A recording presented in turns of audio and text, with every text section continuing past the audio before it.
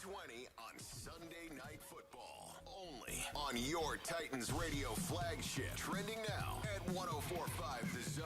Good afternoon from the Superbook.com sports desk. I'm Joe Hunk. We are awaiting the injury report for the Titans and the Chiefs, but news going around the NFL right now. Saints wide receiver Michael Thomas is going to undergo toe surgery, and he is not expected to play for the remainder of the season. Also, wide receiver Rashad Bateman is undergoing foot surgery. He is going to be out for the remainder of the season as well. You're also looking at College Game Day, obviously going to be in Athens because 1 versus 3, 1 versus 1, whatever you want to say. College Game Day going to be there. Who's going to be the guest picker? Somebody's got ties to Tennessee and Georgia. That would be Luke Bryan. And the Houston Texans have announced that Brandon Cooks will not play tonight in Thursday Night Football. For all your foundation repair and waterproofing needs, you need to visit USSTN.com. Breaking news at once on your home for the Vols, the flagship station for your Tennessee Titans, and home to 3HL at B-Dubs in Symrna. This is 104.5 The Zone. The 3HL with Brent Doherty, Don Davenport, and Ron Slay. Mics are hot.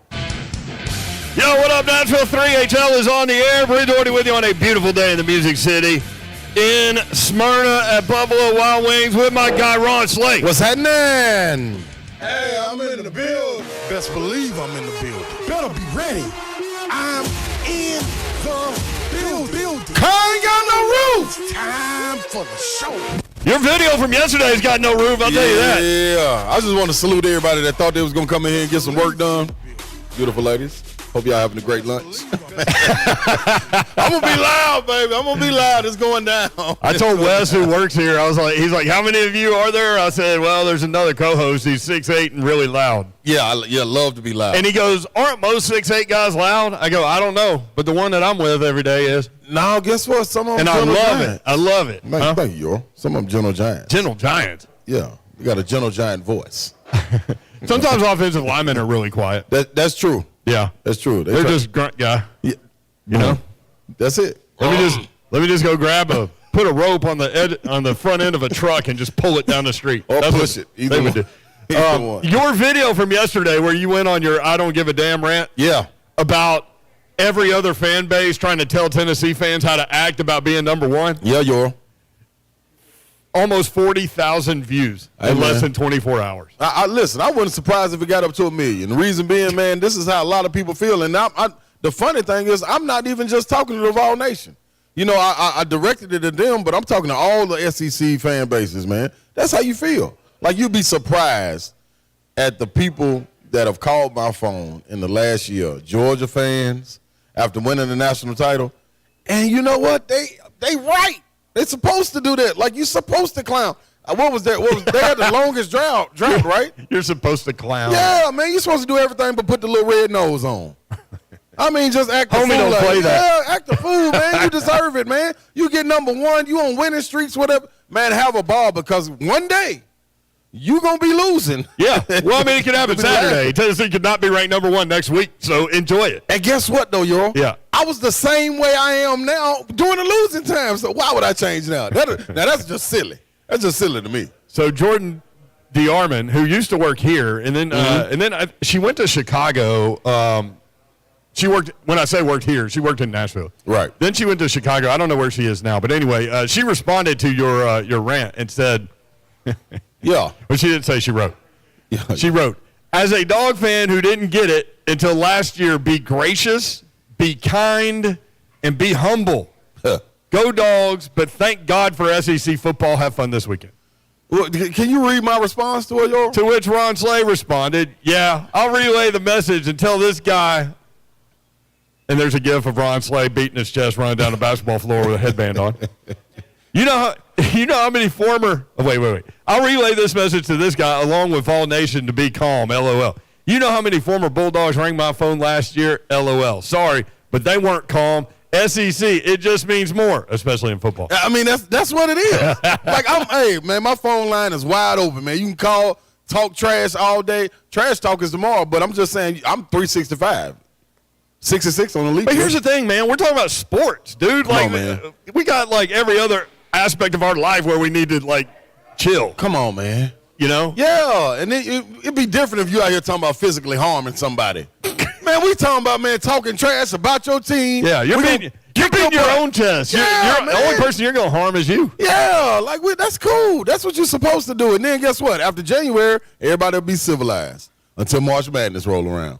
And then everybody go bonkers again. And then you'll get ready for baseball. Bonkers. Yeah. You like it? I do. See, and then guess what? Now we're in baseball season, so really you got to deal with me year round. Only breaks you get is June and July.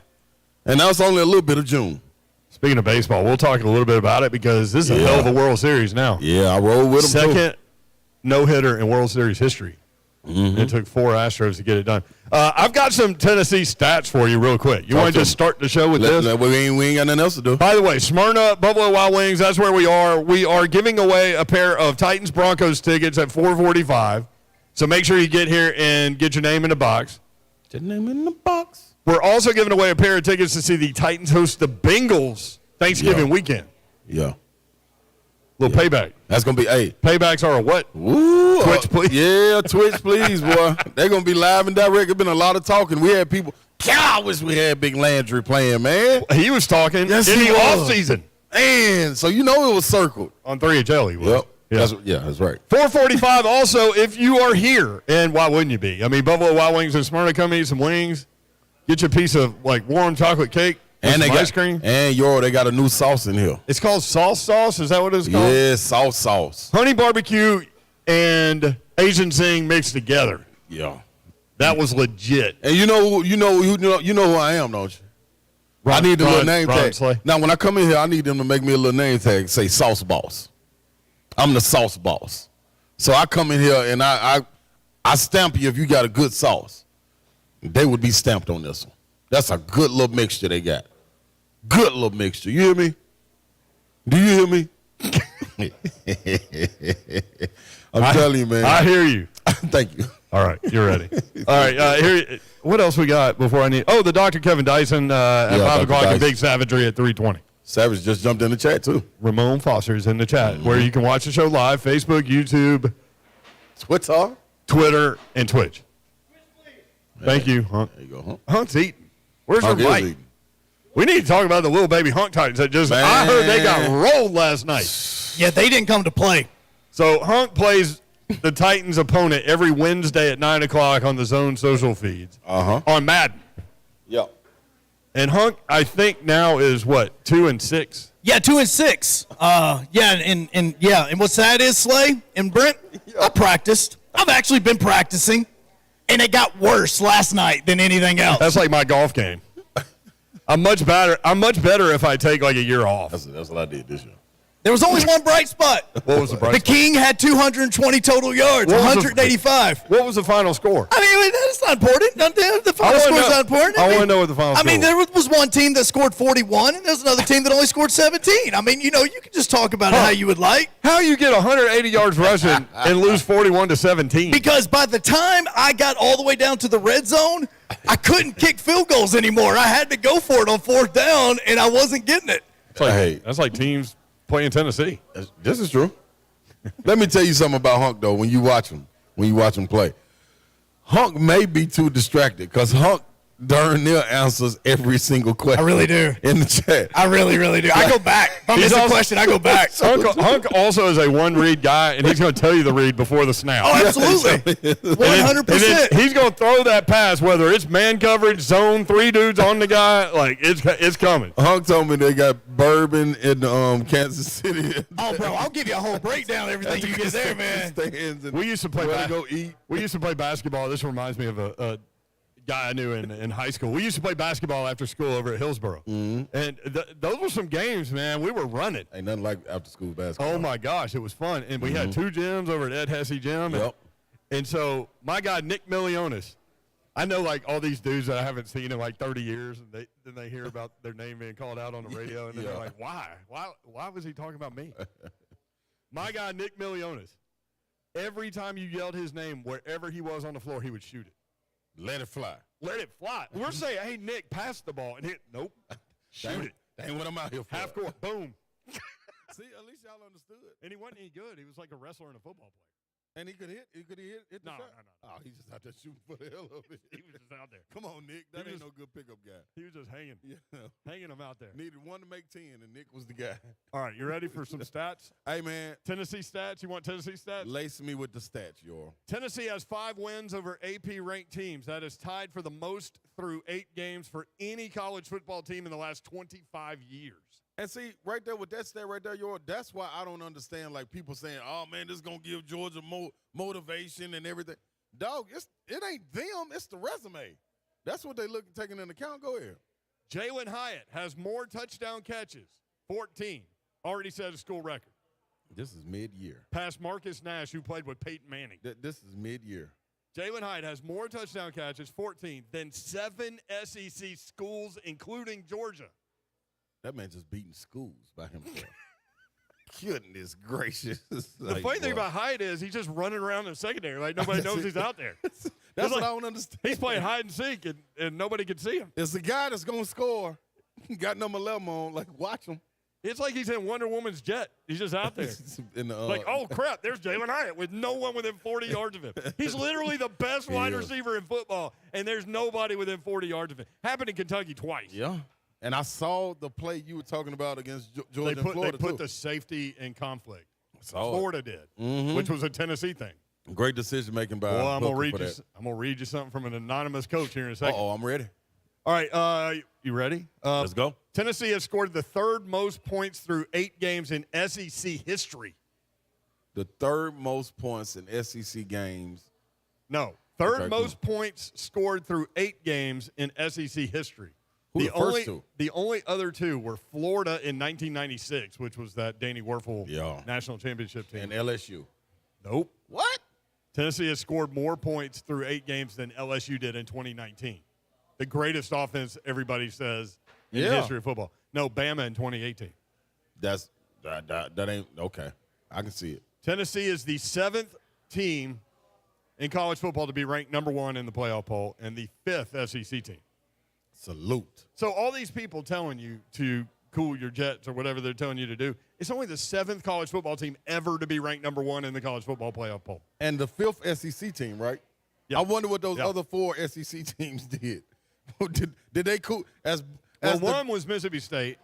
Yeah, and that's wild. I would have never guessed that. Yeah. That was Dak, though, probably, huh? Yeah, and then Bama, Georgia, LSU. So in the words of the great prophetic Bart Simpson, cool your jets, man. You know what I mean? That is cool your jets, man. That's all I can come up with on that one. Cool your jets, yeah. No. That's what Bart said, ain't it? Well, Bart did say cool your jets. Who? Yeah, that's one of them. Oh, my God. He cool said your jets, 8 million man. things, Yeah. dude. Literally, there's no other show with more episodes in the history of shows than The Simpsons. It so is. Here's another great, and this one will qualify as good here at Buffalo Wild Wings. Talk to us. Beer. The cause of and solution to all of life's little problems. The legendary Homer Simpson, baby. Cause of and solution to all of life's That's problems. what I'm dressing up as next year. And I'm just going to sit at a bar in a Homer costume. Wheel me out of there. All right. Pete Thamel did a piece for ESPN.com where he talked to 15 head coaches, assistants, NFL scouts, or staffers about Tennessee, Georgia, and Alabama trying to break down these 3 teams. Here's what one coach said, quote, "I won't be surprised if Tennessee scores 50 on Georgia. Goodness. Georgia's front is average. Their back end is below average. They really miss William Poole, who left the team in September. I don't think their corners are special.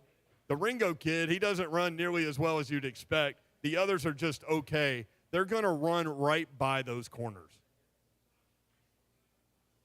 Does that get you excited? Hey, I got to figure out who that is. That's something Lane would go out there and say, but he ain't played Georgia. Yeah, but he can watch tape. Can't watch tape. Darn. That's serious. I'm going to tell you another serious thing. Listening to Josh Dobbs today on Buck Rising, him talking about picking Hypo's brain and what Hypo goes out to see during games and when he watches film. Interesting, man. Titans Chiefs coming up 7:20 p.m. on Sunday night. We'll talk about that matchup. If you want in, 615-737-1045 at 3HL1045.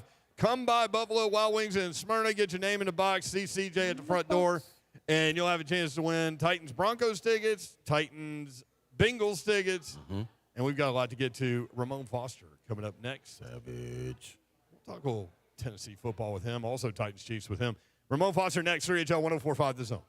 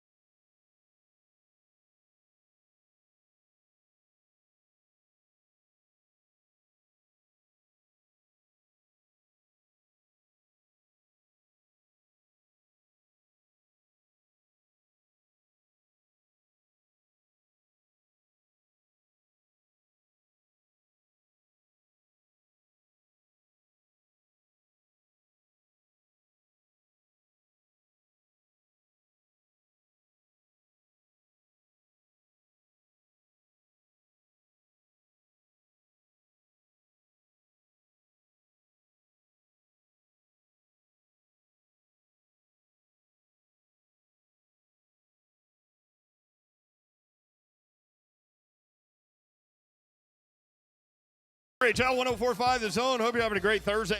Slade, I can't believe it's already Thursday, man. Oh, yes, it is. Urel? Yes, it is. Brent Doherty, Ron Slay in Symrna.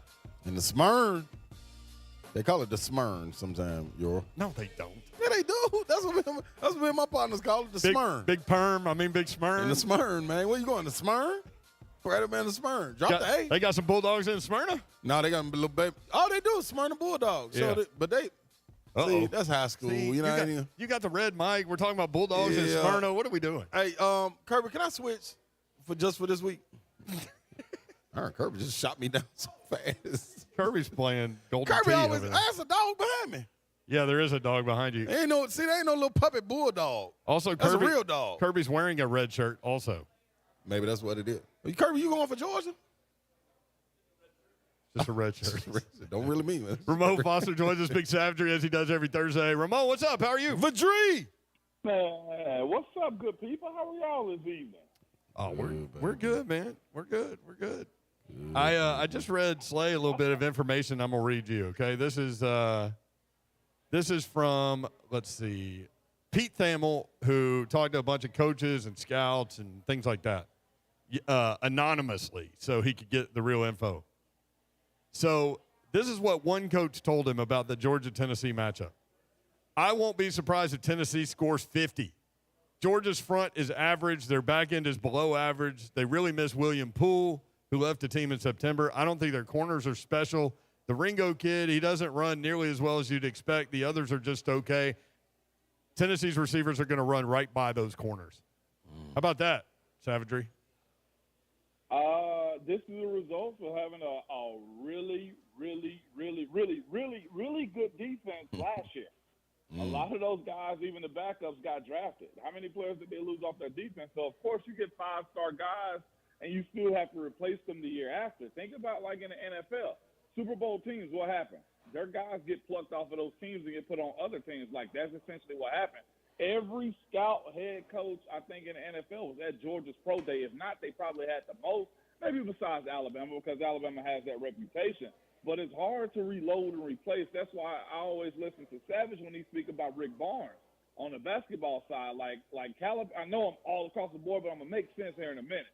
I know Calipari is known for getting the 5 stars, high recruiting classes, and stuff like that. But he's running into issues when it comes to coaching against a guy like Rick Barnes and the Vols beat him when we don't have nearly as many blue-chip guys. Why? Because you have to have a system of creating and also developing players over time. And I think Georgia finally hit its apex when it came to the development of recruiting, right players at the right time, right defense, and the great support system. I won't call Georgia a reset in the sense of where they are because, heck, they could easily be number 1 and we could be number 3. But just in general, it's hard to put a bunch of young guys out there on the field or guys that didn't play a big role in the championship year the way they did. How many back-to-back years have many college teams had it in college football? It's rare that it happens like that. So I can, if it was assessed like that from people who really study the game, I can see that being the case. That's why I'm not. I won't say I'm not. I'm not anxious about the Georgia game or have a whole lot of anxiety of what it's going to be. But I felt that way a while, or like earlier this week. Yeah, I think both teams are going to have, just big chunk plays. And I just think it's going to be a really fun football game for people to watch that aren't even Tennessee or Georgia fans. From a Georgia perspective, though, you're right about the defense. So the defense, statistically speaking, is 4th in the country, right? But, because of schedule and when you get into analytics, their rankings actually fall quite a bit, and people are wondering what they really are on defense, going back to that quote that I just read. But Georgia last in the SEC with 10 sacks. Super stud linebacker Nolan Smith, who is not playing with a torn pec, has 3 of the 10. And then you've got Jalen Carter, who we all love, who's going to be on a pitch count. So that puts a lot of pressure on the safety, Christopher Smith, playing defense against an offensive style that goes 5 plays a minute to get everybody lined up. Isn't that true? That's going to be a lot of pressure on him to make sure everybody's where they're supposed to be pre-snap. Oh, no doubt about it. This is going to put that team to a test, and I really don't know, how if we've seen many teams adjust to it. I'm not going to wood because I'm hoping Georgia don't adjust to it this weekend. But that's asking a lot. Now, if they pull the whole, since they're the home team, if they pull the taking a knee and, they're tired and stuff like that, that's one way to break rhythm. And truthfully, it seems like for the most part, most of the SEC schools have tried not to do those things this year. Even when you got Lane complaining about it, I don't think we've seen much of that the way we did last year. And I think it's kind of telling when Kirby Smart said it, I think it was either Sunday or Monday, he said when Coach Heupel has a quarterback, wide receiver, and a run game, this offense is very hard to defeat. And I think he honestly meant that, and I truthfully feel like the guys on his defense need to understand what they're getting themselves into. They've released a couple of bulletin board materials as far as saying, look, we're in condition, we're in shape, and pace don't mean anything to us. Yeah, you say that until you pull a hamstring or you got a defender on the field that's sparing a starter and he don't usually play that much and his condition is going to be lacking regardless. You say what you want to about it. This offense will work a guy down. And my playing days when we went no huddle, how good a guy was. If we caught him in the field and we weren't subbing out and we can efficiently run the ball and we can pass the ball too, listen, there is not much you can do about it except watch them put them hands on them hips and look down at the ground. And that's what Tennessee's been doing to a lot of people this year when it comes down to, the elite defenses we've seen. Even Alabama, so much so that I retweeted a clip today that showed Florida doing the exact same thing to Georgia that we did to Florida. It's really a copycat league. So I hope that's how they feel. They're putting guys on pitch counts and they really feel like they don't need extra conditioning and it's not a big deal. Good. Yeah, you know what, man? We got Big Savage with us, Ramon Foster from Ramon, Kayla. And we'll listen, Savage, when people get in grooves, and you already used the basketball analogy, man, and so I'll stay away from that. But, you get a different feel. And the skill guys, when they get the feeling, the wide receivers, like you've seen it on every level, man, from guys you play with at Tennessee all the way to your NFL career. And the thing is, I want to know, as a unit in the offensive line, the way these guys are going, what is that type of feeling? Or can you see it and just be like, no, these dudes in a groove, man? Have you ever caught that feeling as an offensive line, as a unit? Absolutely. My junior year at Tennessee, we did, and I'd probably say my last 6-7 years in the league, we did too, just as a unit. When it finally gets solidified, when all your guys are in almost every single play, and not just that, being able to have backups too.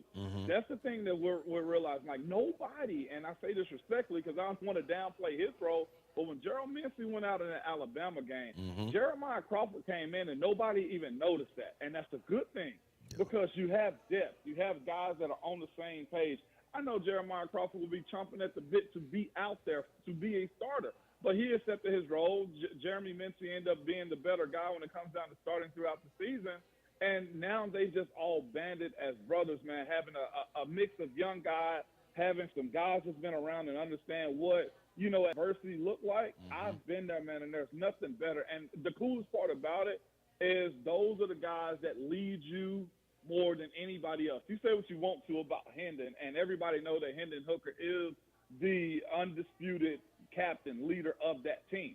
But I guarantee you this, none of that happens or nothing moves without the O-line. Ron, we saw the way Jerome Carvin was and how those guys kind of banded together, the nationalists they played with. It's different, and most good offensive linemen, let's be real, let's look at the other side right now. Kansas City Chiefs, they got a really good offensive line. They got some youth, they got some experience, they got some pedigree, and they got some nasty. Along with Trey Smith being on that O-line, too. Shout out to the Vols. Yeah. But it's a good place to be at, and that's how I feel about this Vols offensive line. I think you'll have 2, if not 3 guys, man, get drafted off this line potentially this year if they're eligible to come out. Did you see Darnell Wright's stats? He hasn't allowed a sack. Tough. In 14 games. Yeah. Mayor. And he's seen real good talent. And I'm hoping that it shows. Like I said, I said this about Darnell, man. I said Darnell probably when he gets to combine training lose about 10 pounds because they're going to try to knock him because he's a big guy, but I don't necessarily think it'll be the case if he stays at right tackle, though. But just because of the optics and stuff like that, He, to me, is a NFL-ready offensive lineman. Yeah. And not just that, man. I think a lot of people fall in love with, hey, let me be a left-sided tackle because they get the big bucks. The league has changed. Some of the best rushers now rush off the offensive right side of the line. And I think that was true when he had to go up against the kid from Alabama. Will Anderson. Will Anderson. Like T.J. Watt rushes off the right side. Harold Landry rushes off the right side.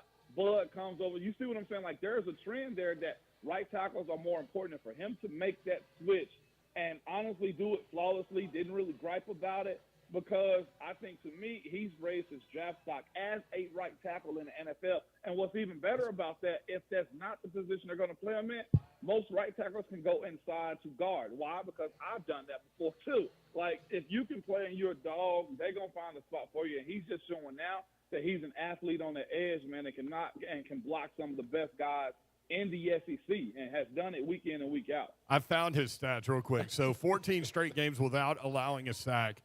540 offensive snaps this season, 0 sacks allowed. Darnell Wright. Dog. You know what Coach Glenn Ellaby is telling them? Keep doing it. Do it again. They'll give you the credit that you deserve. I think at minimum he's second-team SEC, probably first-team at this point right now, man. I'd almost say, considering he's a five-star too, he has to be on the, college All-American list. This dude is having a heck of a year at the right time. That's man, it's so good to hit it when it's right, man. Paul. Big savagery. Ramon Foster with us on 3HL. Ramon, Kayla, and Will, 6 to 10 weekday mornings on 104.5 The Zone. You mentioned that Chiefs offensive line, man, and it all starts with Creed Humphrey at center, but Trey Smith, we all knew what he was, and it's funny to have to wait that long in the draft because of the blood clots and everything, and then start from day one and just be an animal out there. It's been fun to watch that, and that's going to be an interesting matchup from time to time with Trey Smith and Big Jeff going at it. It is, man. Watching Big Jeff, he going to come with it. Trey hit me up a little bit last year about, like what I thought of Jeff, and I had to be honest with him. Like, there is no playoff when it comes to him. If he smells blood, he's going to attack, and Jeff has a whole lot of incentive this week, too. We all, I feel like, saw the article. I heard y'all discussing it yesterday. And I think this is true, too. Excuse me. Jeff was in any bigger market, New York, Dallas, L.A., he's been household name. In order for Jeff to get that more and more here in Nashville and get a nickname like Mr. Monday Night, like I got Keith Bullock, he got to show up in primetime games. Jeff is going to have a hell of a game, man. And I just say that because it's so much on the line, man. And whether he want to discuss this or not, there is a quote out there that pretty much said, man, I'm getting paid $2 million. Yeah. And I'm one of the best guys in my position. There's a $28 million gap between me and the other guy. And I feel like Jeff's in that top five, man. He's got his hands full against this Kansas City offensive line because they're gritty, they're nasty. Creed is one of the nastiest guys out there. Thuney is too, and also Trey. So this should be if you're a trench lover, tune into this one. If you got a kid that play O-line or D-line, look into this one. I don't think Jeff's going to be able to do – well, I'll say this. I think everybody's going to notice as far as interior guys with what he did to Quentin Nelson. If I was playing Jeff and I saw what he did to Quentin Nelson and with the coach, I'd be like, okay, make my tape a little bit tighter, spat my ankles, give me my wrist rockets that I got to put on, and let's tighten up this chin strap a little bit tighter.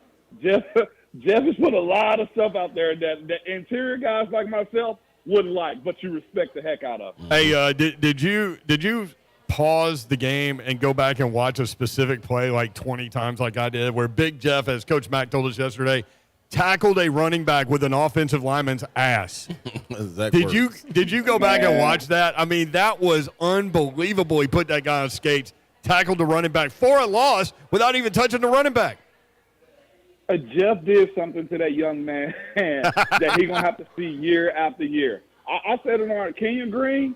Look, Jeff did so much mental stuff to him that he don't even realize he allowed him to do. It's one of them when somebody come put their arm on your shoulder. Like, I'm not allowing my kids to put their arm on my shoulder because I'm never a little dog. It's like the body language stuff. Yeah. They were down in the ball at the end of the first half, and Kenyon Green just stepped, and Jeff shot his hands in his chest, and Kenyon just dropped his hands. I said, he owns you.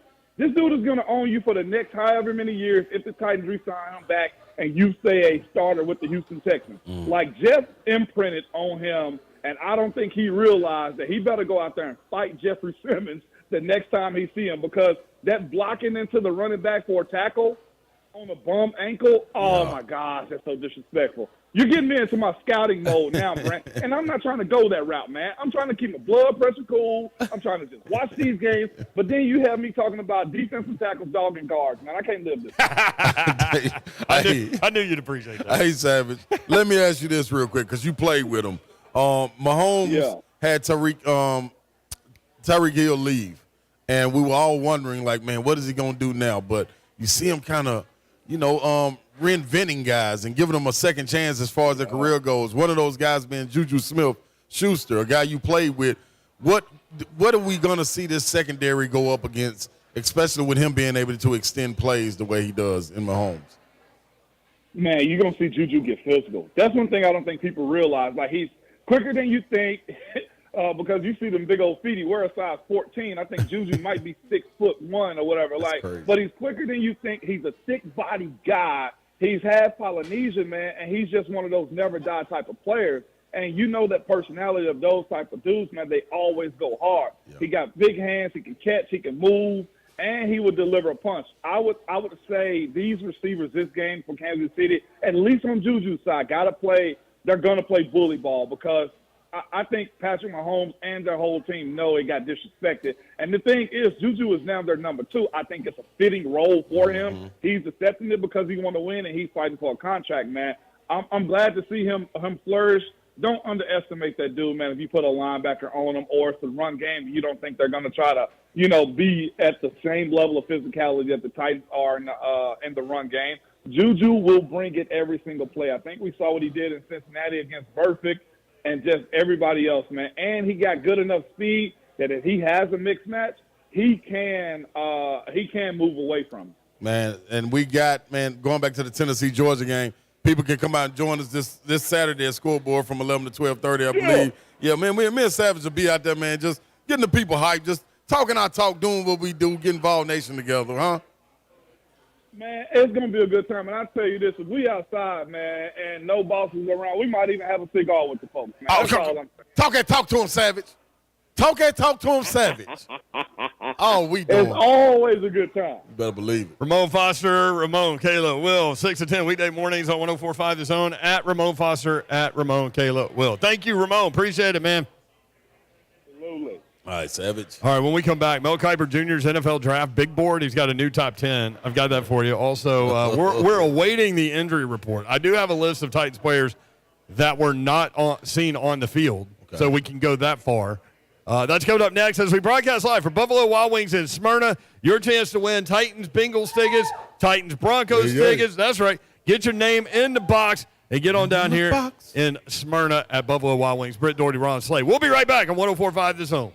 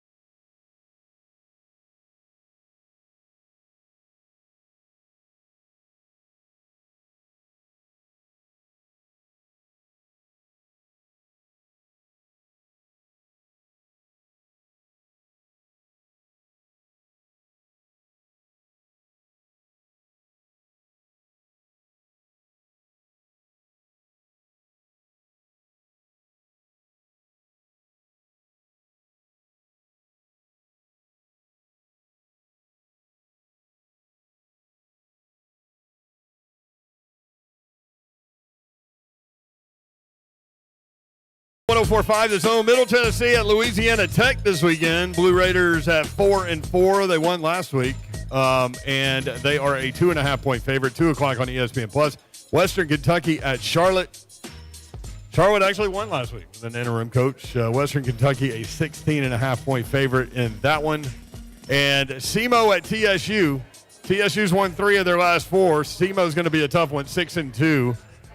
That is SEMO's record. Also, 3-5 is TSU's record. Lost to Eastern Kentucky last time out, 28-23 TSU. And Austin Peay at North Alabama. Austin Peay at 5-3. They've lost 2 out of their last 3. Lost to Jacksonville State, 40-16 last weekend, 4 o'clock ESPN3. So some local teams in action. Mel Kiper's full top 25 big board ahead of Week 10. He just released a new one. Number 1 player in America, according to Mel Kiper Jr., draft expert, Will Anderson Jr., edge rusher for Alabama. No surprise there. Number 2, Jalen Carter, defensive tackle, Georgia. No surprise there. He will apparently be on a pitch count this week against Tennessee. I love it. C.J. Stroud, quarterback at Ohio State. No surprise. 4th best player on Mel Kiper's top 25 big board ahead of Week 10.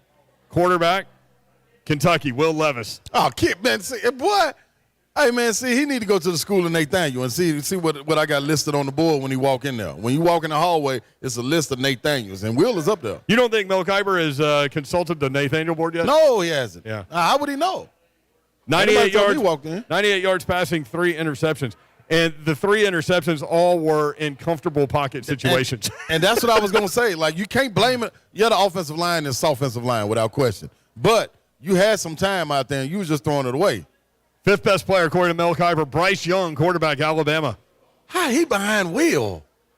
Peter Skronsky, offensive tackle, Northwestern. Doesn't that sound like a Northwestern offensive tackle? Without question. Hey, man, Skronsky's over here. You'll never have to say his name again. Yeah. Be drafted, though. Bijan Robinson, running back, Texas, number 7. Tough.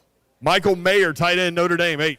I don't know what's going on with him. Their offense can't get it together. He's a dog. Well, I hope they get it together this weekend. Yeah, we've been hoping since the season started. They done burnt me so many times. That Marshall game was tough. Paris Johnson Jr., offensive tackle, Ohio State, and the 10th best player, according to Mel Kiper, Jordan Addison, wide receiver, USC. Yeah, Biletnikoff, award winner. Jalen Hyatt, number 13. Number 13. Boy, you talking about opportunity. 6 foot, 185 pounds, ran a 4.3 140, a 10.46.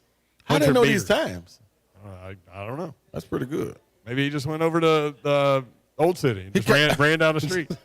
Somebody was clocking him in the window. You can't do nothing but get faster, though. Well, I wonder where he got Hendon. We used to go to Buffalo Wild Wings in the 90s in the Old City, and, man, that place was jumping. You were racing in there? No. I was racing people with beer. Oh, yeah, there ain't nothing wrong with that. Did you win? Always. That's my boy. Don't cheat me. That's my boy. I ain't selling Girl Scout cookies. I always say, my buddy Ethan Rich used to always say that, and I have no idea what he meant by it. I was just about to ask you. But here, 30 years later, I'm still doing it. Well, thank you.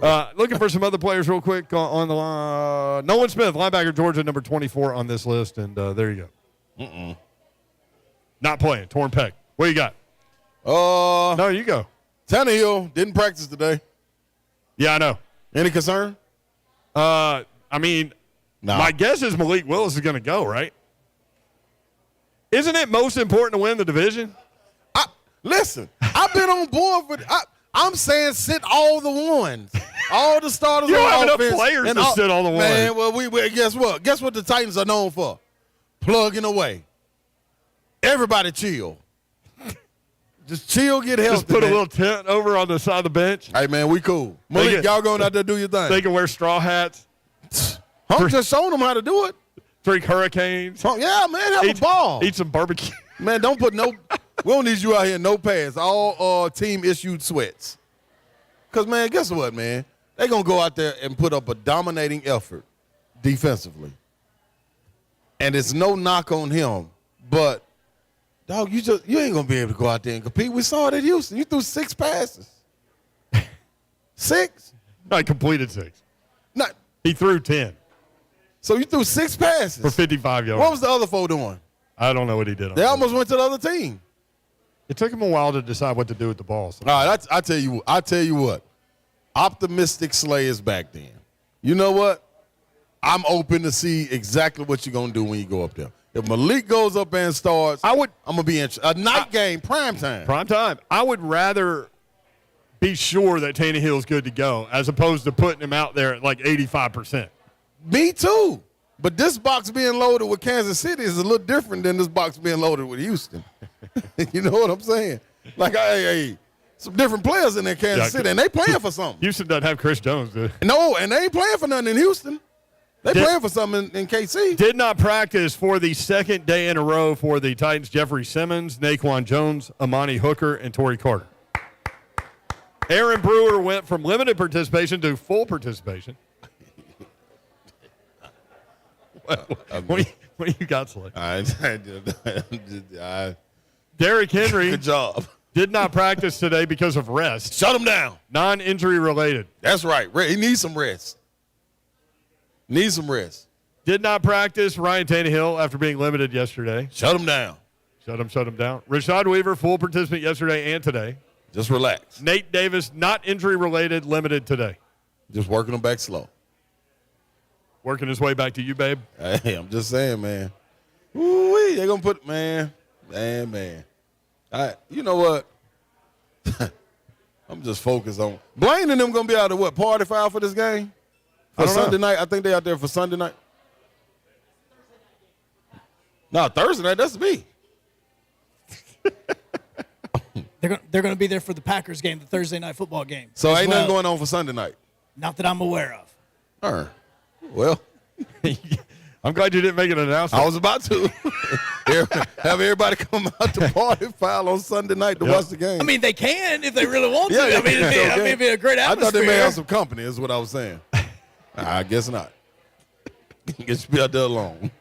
We do have a little note on Elijah Molden we've got for you when we come back. Also, the tickets that we're giving away. Next hour, we're going to give away a pair of tickets. See the Titans take on – what are we doing next hour, CJ? Broncos. Titans, Broncos next hour. Titans versus Nathaniels. You need to be here. Symrna, Buffalo Wild Wings at 4:45 for the Ron Slay Miller Lite Wash Away Toast. It's going down. You going to wash away number one?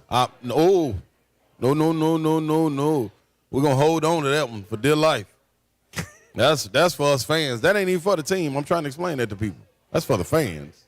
Thank you, team, for getting that for us. Hold on to that thing like a parachute when you jump out of an airplane? Put that right there where you put your little pocket square. Don't let it go nowhere. Now people put a little pack of cigarettes right there. They don't never fall out. That's what we're going to put that number one at. Pop, pop, pop. Right there, right there. 3HL, Symrna, Buffalo Wild Wings. Brent Doherty, Ron Slay, 104.5 The Zone. Up tomorrow on You got Gina's Pizzeria and 25, Brent. This weekend in Tennessee, man, college, pro, high school, you name it. Mike Vrabel's going to join us, though, to tell us who won't be available for Sunday night in Kansas City. We'll start off with that. And Buck Rising joins us at 2:20 before we call our shot and get ready for the Can I have a second? versus those dogs. Yep, you're good. Let me know when you're good. starting at 1 p.m. on 104.5 The Zone. The final matchup of the Tennessee basketball team's 3-game series with Colorado is coming right here to Nashville. Don't miss the Tennessee Volunteers versus the Colorado Buffaloes at Bridgestone Arena found it. on Sunday, November 13th. All right, cool. 15 seconds. Run their all-time record against Colorado to 5-0. Sunday, November the 13th. Don't miss the Tennessee Volunteers versus the Colorado Buffaloes at Bridgestone Arena. Tickets are on sale now at Ticketmaster.com. Presented by Rick.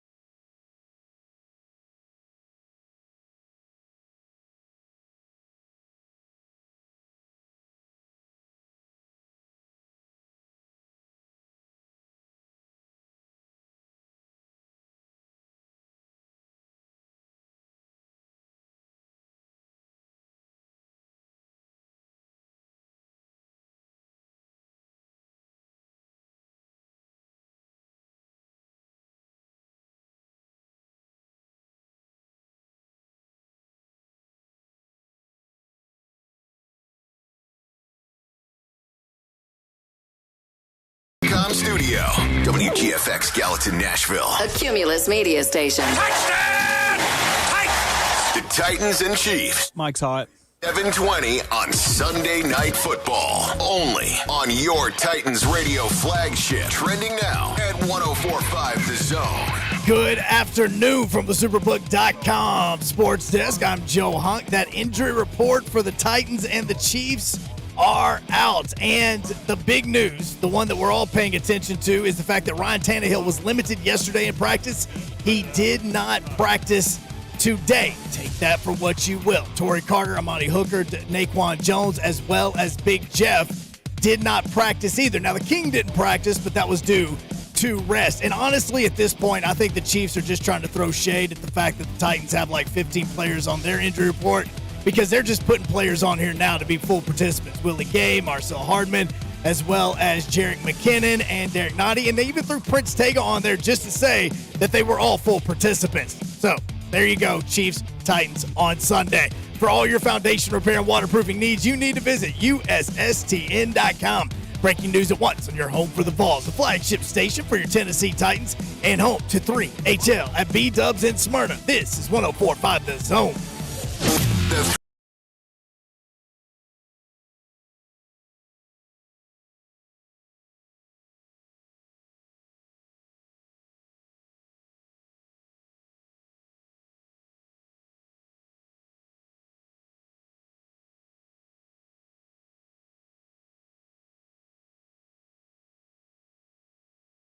Nashville 3HL is on the air. Happy Thursday to you, 4 o'clock hour, which means when we broadcast live for Buffalo Wild Wings, which we are today in Symrna, the Washaway Toast. Miller Lite Washaway Toast with Ron Slay coming up at 4:45. So if you are in the building. I'm in the building. And you are of age, you will get a free Miller Lite to toast away something, to wash away something. Uh-huh. Have you thought about it yet? I have. You going to spill the beans now? Nope.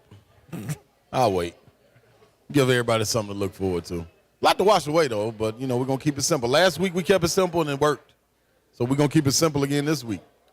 Talking a lot about the Titans-Chiefs matchup coming up, and also Tennessee-Georgia. Tennessee and Georgia 1 and 2. This is the 25th time number 1 has played number 2 in the college football regular season in the AP poll. So Georgia ranked number 1 in the AP poll. Tennessee tied for 2, so this game does qualify.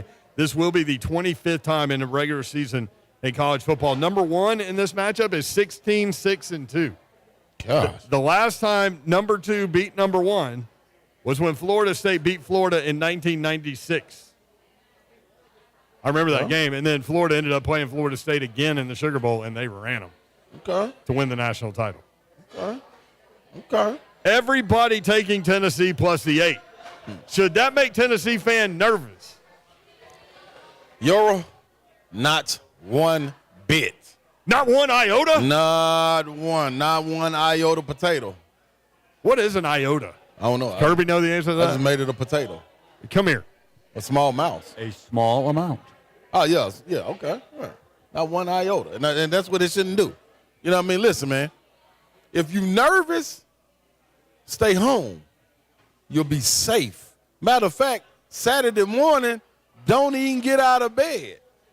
But if you're looking for what I'm looking for, which is the smoke, you tune in to your TV channel. What is it on? CBS, ESPN, what's it on? CBS 230, also on 104.5 The Zone. Yeah, that's what I'm gonna be listening to. They come watch with you and Savage. No, they can come pregame with us. Oh, pregame. Yeah, then we got to get to the back porch. You know what I'm saying? But all I'm saying is we'll be right there live and direct, bringing you the heat. And if you don't believe, hey man, this is the opportunity right now on Thursday to jump off the train. I mean, just stay right there, because we'll circle back around. But just stay right there, and when you see us party, it may not be a seat for you when you get back on. Jump off. This hype train is rolling. Can y'all imagine what this show is going to be like on Monday if Tennessee beats Georgia? Hey, man. Hey, I'm going to tell you this right now. Buck wild. Do you hear me? Buck wild is what it's going to be, man. Already Coach Mack said he's going to light my powder. I ain't got to keep no powder dry. I can just have a ball. He said he's going to light you right on fire. Ooh, I can't. Well, I can't wait. I can't wait. Here's the reality of the situation, too, for both of these teams. Like, you lose, you're not out of it. House money. Isn't that crazy? That's beautiful. Because if you lose this game, then you don't play in the SEC championship game, don't absorb a loss. Right. So then if Tennessee, Georgia winner beats Alabama, you're in. Yep. If Alabama beats Georgia, Tennessee winner, then you still might be in. Yeah, exactly. You might have 3 SEC teams in there this year. Hey, man. Isn't that crazy? That So, iota, dictionary, an extremely small amount. Good job, Kirby. Okay. Kirby know it. You know it. And he just covered his red shirt up. He did. He's sick of it. The couple headlines out there. The match 7 has been announced. Pelican Golf Club, Bel Air, Florida. It is Jordan Spieth and Justin Thomas against Brent Doherty and Ron Slay. What's this? What? we ain't got a chance. Hey, man, we ain't got a chance in that. Jordan Spieth and Justin Thomas will have never had a better time playing golf than if they played against us. Now, that's what they got to know. They're really playing against Rory McIlroy and Tiger Woods. That's similar. Slightly better competition. But similar. So, you know what I mean? Ebony and Ivory. We're going to get it done. Get it done, baby. I'm Paul McCartney. We get it done, baby. That's what we do. AFC Offensive Player of the Month, Derek. Is it Lamar Henry? King. His name has been changed to King. Like officially? Yeah, Derek King Henry. Just on his birth certificate. Yeah, it might as well be. He could go do that. You just need a judge. When you're the king, you don't need nobody to tell you what you can do. Formerly known as Lamar.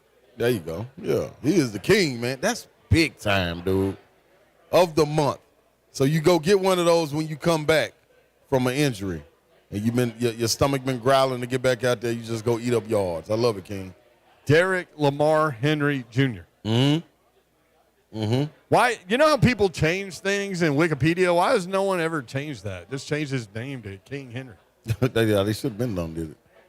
Can you do that, Hunk? Just go ahead and change his name. Right on top of that, Rose. Yeah. Thank you, Rose. I think anybody can go do it. Oh, no, it's got his second line. Second line says that he has earned his nickname as King Henry. Yeah, I don't want him Makes there. sense. I don't want the line there. I know what his nickname is. I want his name changed That's on officially Wikipedia his name. Yeah. to King Henry. I like that. Hey, is that Rose line y'all keep throwing around for from Titanic? No, know. that's from Don't tell Mom the babysitter's dead. Oh, yeah. Christina Applegate. I forgot. That Rose we don't care about because she could have scooted over. She could have scooted over. They both could have sunk. No, they both could have lived. That's true. What was she riding on a trunk? And then he was just holding on. It was for on dear a life? door. Yeah. Dear life. She looks at him, says, I ain't going to let go. And then bloop. Yeah, but it wouldn't have been as romantic if he would have survived. That's where you have all the best romances during tragedy. Somebody's got to go. And he chose. Yeah. 'Tis the east and Juliet is the sun. They didn't make it. Spoiler alert. She had the heart of the ocean with her. They would have been rich. Stinking rich. Got to go. She got to go. Bloop. Kirby like my Romeo and Juliet line. Spoiler alert. From 1312. In case you haven't heard it yet. Hey, man, people might be waiting for the sequel. Yeah, they could be. They ain't going to get one. Somebody in the chat, shout out to people in the chat, man, said, did you all know Christina Applegate dad scored 4 touchdowns in one game in high school? I heard that. Really? Oh, that's from, what's his name? Married with Children. Married with Children, yeah. Oh, yeah. You thought they were being for real? Yeah, man. I was like, get on out of here. By the way, Romeo and Juliet was originally published. I can't believe we're even bringing this up on the show, but this is where we are. This is what we do. Romeo and Juliet was originally published in 1997. No, 1597. Oh, come on, man. Wait, 1997? That was the Leonardo DiCaprio version. 1597, they was really breaking rules. What? I mean, teenagers just dying over loving each other.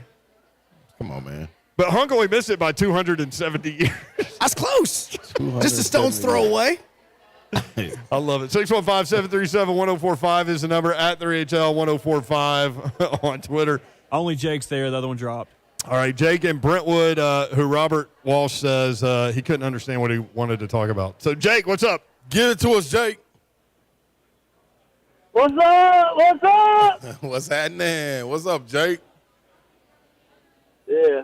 Robert, as country as that sucker is, he don't understand. Hey, I don't get that for a minute. You think Robert's country? Robert, can you believe that? Yeah. Well, Well, what you got, Jake, baby? Country is his country is a chicken and running in the backyard. Well, chickens running in backyards in the city now, too, though. Yeah, Jay Cutler's got a bunch of chickens running around in his That's what I'm backyard. saying. They're all dying, though. Yeah, You can't keep them anyway, alive. Ron. What's up, my brother? Ron. How fired up are you, bro? How fired up are you? On the scale 1 to 10, we probably on 230,000. That's the fired up level I'm on right now. I'm gonna be honest. I'm gonna be all the way honest with you. Yeah, I'm serious. That's high. Oh yeah, That's very. high. Yeah. We smoking the number one ball pack all week, baby. Yeah, that makes everybody high. Yeah, we getting to it. Here's what I was thinking on the Titans. All right. Okay. And I was thinking, can we send the Brentwood Blaze or the Franklin Cowboys? Let's make it all-star team. Just combine them. Yeah. Just combine them. Yeah. Can Drew Doherty play on that team?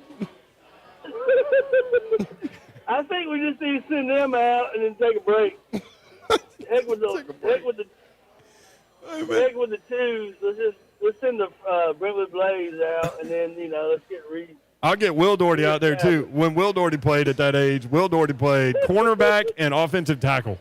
That's what he did. You know what the craziest thing is about this whole situation is? This is the type of game that they're going to go out there and it's going to make it so competitive. So competitive. I don't know if they can pull it out, but this is the type of game when, I don't even think they got a chance. Just onside kick it every time. Every time you score, which might be, twice. I don't know, but I'm with you, though. This is the kind of game the Titans will mess around and mess everybody's bets up. This better be under 28 if they win. The overall. Look, I totally agree. Mm-hmm. I totally agree. But no, I was just, yakking it up. But I am fired up this weekend. Oh, my Lord, I'm fired up. I can't even sit straight in my seat. What are you going to be drinking during the Tennessee-Georgia game, Jake and Brentwood? Everything. Weller. Wellers, oh, yeah. That's what I'm talking about. What did he say? Wellers. Oh. Jay got the good stuff. Right by the fire pit with the Patron. Oh, yeah. You living your best life is what you be doing. That's all you need is a win. That's all you need is a win. Jake used to talk about drinking Colt 45 and Zigzag. Now we're the number one team in the nation. We didn't upgrade. That's what the liquor store did. I walked in there. I said, "Hey, where's y'all's 45 and Zigzags?" I said, "Down on Noseville Road." Sit down on Noseville Road. All right, Jake. See you. All right, Jake. Appreciate you, baby. Hey, man. Guess what though? It's on this weekend. Like Donkey Kong? Man, I ain't playing. And guess what? I'm trying to talk myself into this Titans win if Tannehill doesn't play. That's going to be difficult for me. Good luck. I mean, hey, give Malik some more reps, man. They are a 14-point underdog almost. Already? It's going to be. This without even an announcement. It's 12.5. 12.5. What does it shoot to, 16? No, it'll go to 14, I think. No, I got to be worth more than that. Well, I mean, Furman said 14 if he doesn't play. Turn. 615-737-1045. You want in at 3HL 1045. By the way, the special teams player of the month, Ryan Stonehouse. Got a leg on him. Brett Kern told us. Yep. When he went to camp and he heard that the ball come off that guy's foot, he knew it was different. Yep. Man. All right. 3HL live from Symrna at Buffalo Wild Wings. We'll be here until 6 o'clock. Get on in here, get you a Miller Lite, get you some wings, and we'll be right back. It's the Brand, you got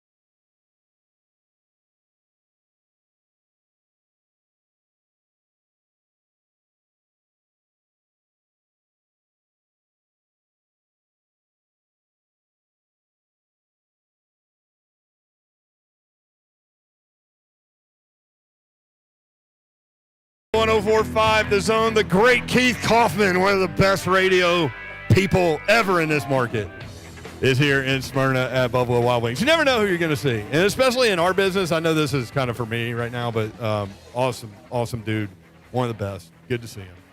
And there's so many talented people in this market and radio. We had one of them on yesterday, Matt Murphy from Super Talk 99.7 WTN. Hey. And he was talking all about the Georgia Bulldogs. Yes, he was. We took him to the woodshed. It's funny about Georgia fan, though. I think Georgia fan is is still in their happy place. Mm-hmm. You know what I mean? It's like when Tennessee won the national title in 1998. Yeah. Well, the game was really in 1999, but the season was 1998. Right. I remember sitting with my friend Todd Mayo in the end zone at the Fiesta Bowl, and there were all kinds of things being said by Tennessee fans, like, hey, man, just get them through this one, and I don't care if they ever win another game. Yeah. Yeah. And it took a few years, but by God, it happened. Yep. We ain't want no. You got to be careful what you say, man. Yeah. We don't want no parts of that no more. We want to just keep winning. We want to build something. But Georgia, have you got that feeling from Georgia fan that they're just kind of out there like, Tennessee, have your little fun. We're going to go in there. We're going to win. I'm not worried about it. I think so, man. I think you look at it and you playing with house money when you walk in. They're still just buzzing off winning last year. And then I'm going to tell you this. Their schedule has allowed for them to buzz, too. You know what I'm saying? Looking at it. Boy, that's a great point. You know what I mean? So it's like until now, you know what I mean? Now's the real test. Like, I don't think they walked into any game thinking they were going to lose leading up to this one. Not saying they think they're going to lose on this one, but as far as a competitive game and they got to bring their A game, I think this is the first one this year that they really knew that they had to come with it. I thought they felt the same way going into the Florida game last week, that they were going to handle them just because of where Florida is, and they jumped out on them, and you saw what it was, even though Florida tried to mount a comeback. But this is the one. And I think their fans know it. I think we know it. He came on Ramon, Kayla, and Will at the end of the show before giving his weekly motivation on Wednesday, and he was saying, "Man, I'm down here in Georgia, and this is the first time that I'm kind of hearing them talk a little bit. And you know, when people get to talking, you either nervous or you real confident. And he said he feels like it was a little bit of nervousness. You know what I mean? So, and it wasn't talking like being brash. It was like, oh, we know who y'all are. You know what I mean? We know y'all coming with it. We got to bring our game. So that's where you want to be at in any series. I mean, Georgia pounded Oregon. We all know that, 49-3, and Oregon literally they had a pillow on the face in the first 5 minutes. Yes, they did. You know, I mean, just choked out. Didn't want to move the pillow in, and they went on to sleep. No, they didn't fight it. Nothing. You know, they didn't reach up, try to get that pillow off the face or nothing. Like, I'm just gonna lay here and go sleep. We cool. It's fun. Then they beat Samford. They beat South Carolina. They beat Kent State. Now that was an interesting game. Yes, it was. And Kent State's offense. I was listening to the Bet the Board podcast with Todd Furman and Paint Insider, and they were talking about Kent State's offense is as similar as it gets to Tennessee's in college football, but they play in the MAC. They don't have the athletes that Tennessee does, but they still had a 32-22 game in the fourth quarter before Georgia scored another touchdown to win by 17. But they completed almost 70% of their passes. They had a 100-yard receiver against Georgia. So that was kind of an outlier, but that led us into the Missouri game, which Georgia had to fight tooth and nail to get that one done. All the way 4 quarters of it. Yep. Then they pounded Auburn. They pounded Vanderbilt 55-0. They had a little scare in the third against Florida before extending the lead and winning. But that was another game. Stetson Bennett didn't look great. And so now you've got Tennessee. And I had a partner of mine that loves sports call, and he was telling me last night, you know, with this Georgia team, they're going to bring their A game when they play you guys. And my thing is, like why we don't have an opportunity to turn the switch off. So what makes you think they're just going to turn the switch on is what I'm saying. Name a game outside of Pittsburgh first half that you looked at Tennessee and said, man, they really need to get on the ball. They're taking this team light. I don't think it's they taking the team light. I just think the Georgians, they're not as pushed or pressed to win as they were last year with all of those guys. So Georgia's got Bowers and all those guys at tight end. Correct. They're lacking at wide receiver. Right. Stetson Bennett, when given time, can pick you apart, especially with those tight ends. They have gotten better in terms of running the football. Last 3 games, they're a yard more per carry than the previous 4. So they've gotten better there. Defensively, I think they can be exposed. Yeah. I don't think they're nearly as good as they were last year, especially without Nolan Smith and with Jalen Carter on a pitch count. Yeah. So Christopher Smith, the safety, is a phenomenal NFL football player. A dog. But in terms of corner, that's where Tennessee's going to try to exploit some things. This is the interesting thing. Tennessee will have no problem, Slay Dog, in getting in a damn shootout. No, they would rather have one. Yeah. I would believe. Let's just everybody score, and we'll see who has the ball last. You look at it, and this is the thing. This is what Heupel was saying, man. He does. When I was talking about Dobbs, talking to Heupel and picking his brain, Dobbs said, man, the interesting thing is when he does film, they find the weak link, and they attack it. You know what I'm saying? So you kind of put it, whether you can get one-on-one matchups, and I'm not saying Georgia doesn't have dudes. They may have dudes, but he went as far as, if this guy has a sprained ankle, we may send them over the middle on a crossing route just to make the cornerback have to make a cut that he's not used to making and on that weak ankle. So they're getting that detailed in the breakdown of film, and you've got to love that. So, listen, when it comes to Georgia, do they got guys? Without question. That ain't no question. Yep. Schematically, can they get that team all on the same page to play against the offense that you haven't seen all year? That's my only thing. When it comes to defenses, it's not a defense that this Tennessee team hasn't seen this year or last year, especially coming with Georgia. So I think that's an advantage walking into it. And like Coach Mack said, when there's moments made in the game, you got to be able to go out there and make the play. Just like the Alabama game, you had a fumble. Like, Alabama didn't make no real mistakes in that game outside of the missed kick. We had a fumble return for a touchdown and a pick and still was able to go out and get that game and have an opportunity to win. Georgia make them mistakes, or if we make them mistakes, Georgia, can you come back from that? Now, that's my question. If they don't call pass interference on that Fant play down the sideline, this may be over. It may be a 2-score win for Alabama, and then you're talking about a different thing here. So correct. Keep that in mind when this 8.5-point line came out. Yeah. And so that, they always look at the analytics of everything, points per play, yards per play, EPA, all these things. They go deep, deep, deep on the cover. And Axel Foley. I like that. And so, it's going to be fascinating to see how this all plays out. Titans at Chiefs. FPI, Football Power Index, gives the Chiefs an 88.8% chance to win this football game. Patrick Mahomes at the podium this week said, we weren't ready, talking about that 27-3 loss in Nashville last year. They kept receipts. He said, we were not ready, and they beat our ass. That's what he said. He said they have that mentality that they're going to come in and win. And a lot of times in this league, when you don't have the confidence coming in, you're going to lose. But when you have a team that is as confident as you, it's going to be a battle. He knows what to expect. He knows what to expect. Not only did the Titans win, you pointed this out yesterday. Not only did they win and win big in that game, shocked everybody. Right. They beat the hell out of Patrick Mahomes. They did, yo. They were relentless in it. Like, being up by that many points, you like, okay, maybe they'll just call the dogs off, going like a little prevent defense, keep everything in front of you. Man, them boys still had their ears pinned back. Go get them. Go get them the entire time. So it's going to be interesting. If you don't think that message was relayed in a different way, in a different context to his offensive line and to the defense, you got a second thing coming. This is the pros, and receipts are kept. So going to be interesting. That's why I need Tannehill out there if he can go. Chiefs are – excuse me, I need one of those Miller Lite watch while you toast things. It's on the way. The Chiefs are 5-2. They've lost their 2 games by combined 7 points. They lost to the Bills 24-20 in a game they could have won. They lost to the Colts somehow, some way. Mahomes? 20-17. Mahomes. Last time out, they ran the 49ers, which I thought would go the other way, honestly. Right. So this is a team that can get it done. Obviously, we all know what Patrick Mahomes brings to the table. One of the more electric guys. And now there's some talk that offense might end up being a little more potent without Tyreek Hill, which is always a talking point that comes out of wherever you're talking about it. Because you'd much rather have Tyreek Hill than not have Tyreek Hill. But now they say everything's more spread out, more balanced. He doesn't have like a guy he's trying to force the ball to necessarily now. And Patrick Mahomes is completing 67% of his passes. He's got 20 touchdown passes, 5 interceptions. Yeah. Clyde Edwards-Helaire, 4.4 yards per carry.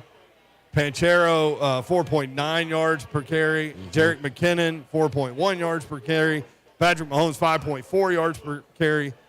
Travis Kelce will have to be dealt with, 47 receptions. I like Big Kelce. 553 yards and 7 touchdowns. Of course, 4 of those came in one game. Mm-hmm. Also, Juju Smith-Schuster that you and Ramon were talking about. What did Ramon say? This guy's like 6'1", has a size 14 shoe, yeah. Like you can't knock him off his spot. He's built a little different. 34 receptions, 494 yards, and 2 touchdowns. McCole Hardman now the deep threat, but he's really inconsistent. Yep. Sometimes he's really on and makes spectacular play after spectacular play. Sometimes he can't catch a cold. Correct. 19 receptions, 218 yards, and 3 touchdowns.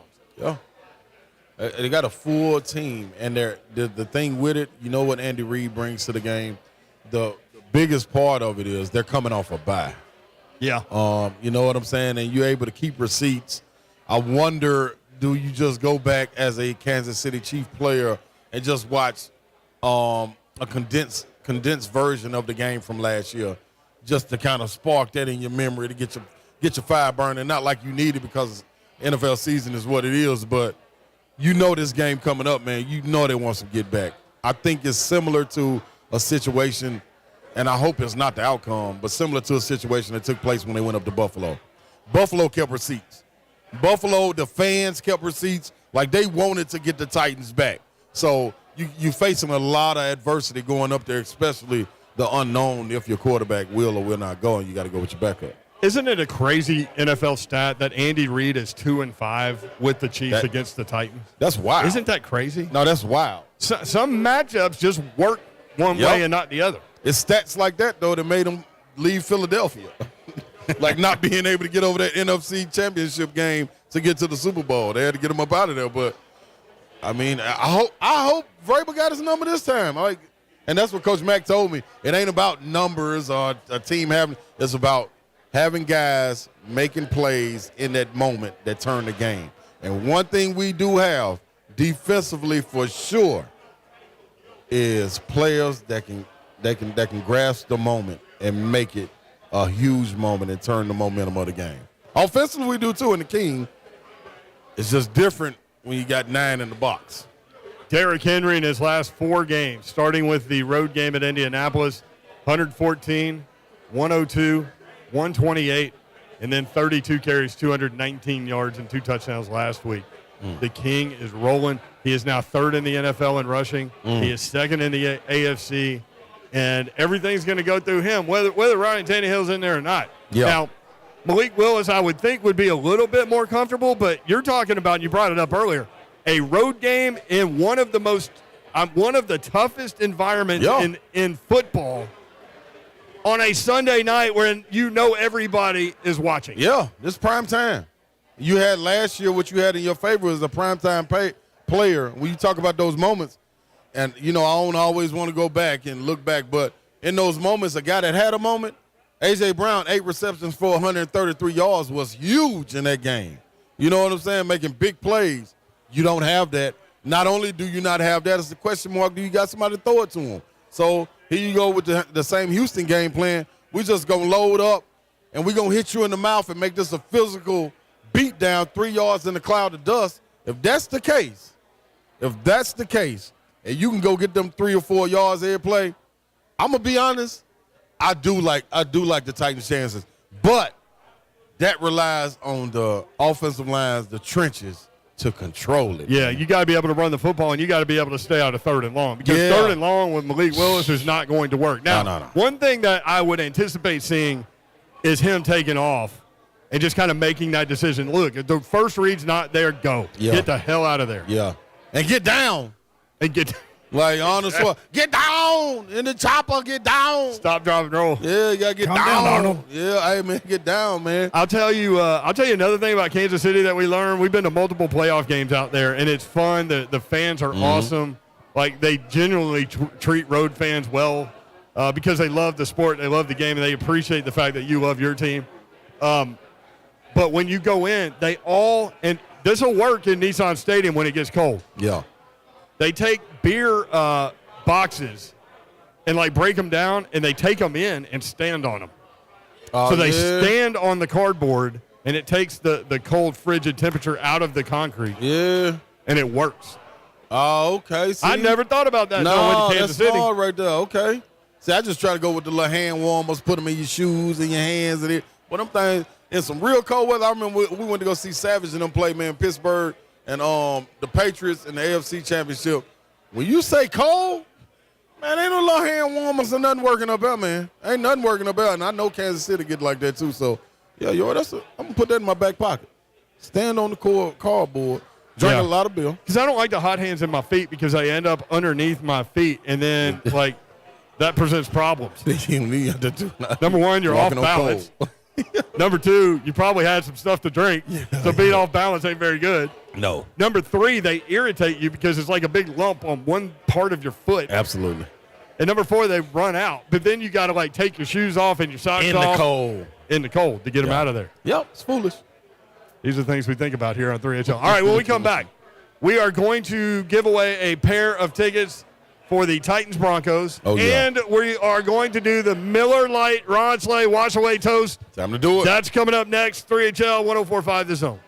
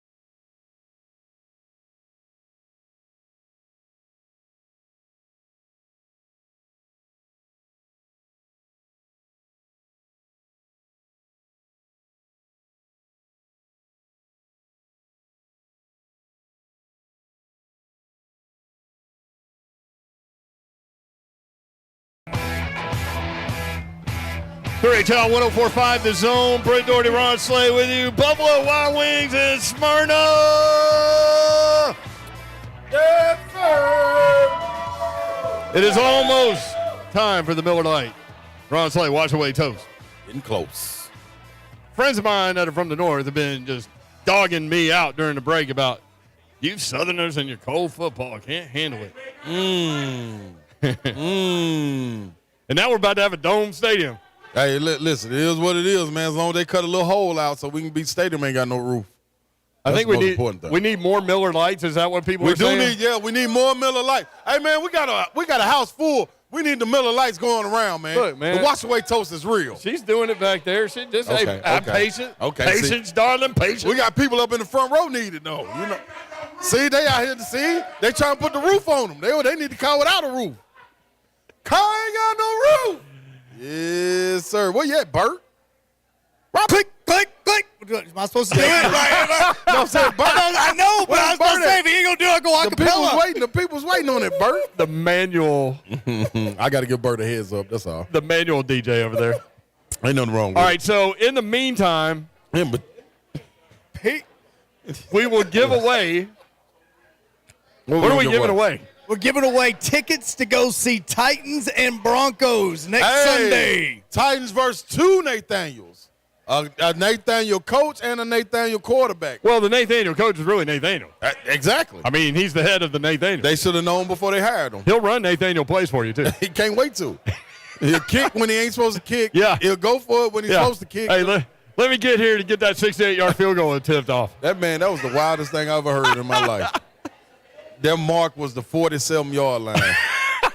We just need to get to the 47 in order to kick a field goal. Let me get on the other side of the 50, and we'll get you. Just paid this man $250 million. All right. So we're still trying to get some Miller Lights out here. That's what we're doing. We got a few minutes. Yeah, we got a few minutes. We get them together. Hunk is out there with a purple microphone. Mm-hmm. I tried to get the orange one. He wouldn't let me have it. No, man. Kirby wouldn't let me have it. Babs won't let that out of sight. Shout out to Babsy. Babs, we missed you. Yeah, you're on assignment. We had people, man, Babs had a spy here. Listen, we're trying to be upstanding, professional radio personalities. That's right. And people are trying to give us fireball shots. Yeah. But we said no. We can't do that. We won't do that.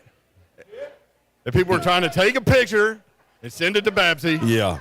She had spies in here. Babsy had spies. Spies I despise. Yeah. The other thing is, those fireball shots we thought were peanut butter whiskey. Peanut butter, yeah. Yep. So then we definitely didn't do it, and we're not going to do it because we're upstanding, fine, professional radio personalities. That's who we are. Have I stalled long enough? What have you got to what have you got to give away here? I have our winner for our Titans Broncos tickets for next Sunday. The Nathaniels. Yes. Mike Hager. Mike Hager, baby. Mike, what's up, buddy? Hager. Yeah. Oh. Hey, Mike. Look at Mike Kiffin. See, look at all the love that people have for somebody that won something that they didn't. Yeah, see, that's beautiful. How about that, Mike? That's beautiful. And he's wearing the Ole Miss Rebel shirt. And the man next to him got a headband on like a young Slay. My man. He does have a headband It on. was more like Rambo, though. He ready to go. I mean, he ready. You're just dunking on people. This guy's capable of, I don't know what. Yeah, coming out of the tree. Kung Fu. Kung Fu. Everybody was Kung Fu fighting. Yeah. We still got Miller Lights to give away. I think we may be ready. I think we're good. We're good. We're ready. All right. Yeah, Kelly said we're ready, bro. All right, Hunk. Either you or Kirby. I got you. See, I got you. Babs made fun of Kirby operating Slay's mic for the Miller Lite Wash Away Toast. She did. Why did she make fun of Kirby, though? Because she didn't think you did a good job. Kirby. So Hunk now has the assignment. So an even shorter guy gets to go beside him. I thought you did a good job, Kirby. So you disagree with Babs? I don't think we'll be hearing from Babs for a while. Slay, are you disagreeing with Babs? Is that what we got going on here? Not when she here. Not in the face. I disagree behind her back. when she's at Boston College. When she's on location. All right, here we go. The Ron Slay Miller Lite Wash Away Toast at Buffalo Wild Wings in Symrna. Get ready, people. All right, here we go. Now, I need you to put your drinks in the air. Shout out to Buffalo Wild Wings and Miller Lite for giving us this wash away toast. Each week, we wash away whatever we had going on last week to stay looking out the front windshield. We don't never want to look back. We're trucking ahead. First of all, we washed away them kitty cats, sent them back up there in the state. You know what I mean? This is a Titans wash away toast, but I had to let it be known that the kitty cats are gone. Now, we got some little puppy dogs that we got to take care of, too. You know what I mean? Yeah. We got some puppy dog fans in the house today. Much love to y'all. Y'all boy go like this. That's y'all little bark. That's y'all little bark. But other than that, Titans got a big win on the road. AFC South sitting the top. Got Houston out of there. It was more like a high school game. You know what I mean? But we take the wins how we can get the wins. Got something better coming up. King Henry, we needed you to do it again. Hilliard, we need you to do it again. Malik, if you got to get in there, line hold up. Malik, do it again. This is what it is. Beat the Chiefs. Tighten up on 3. 1, 2, 3.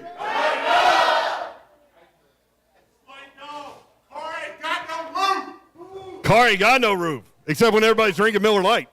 And then I'm the only one talking.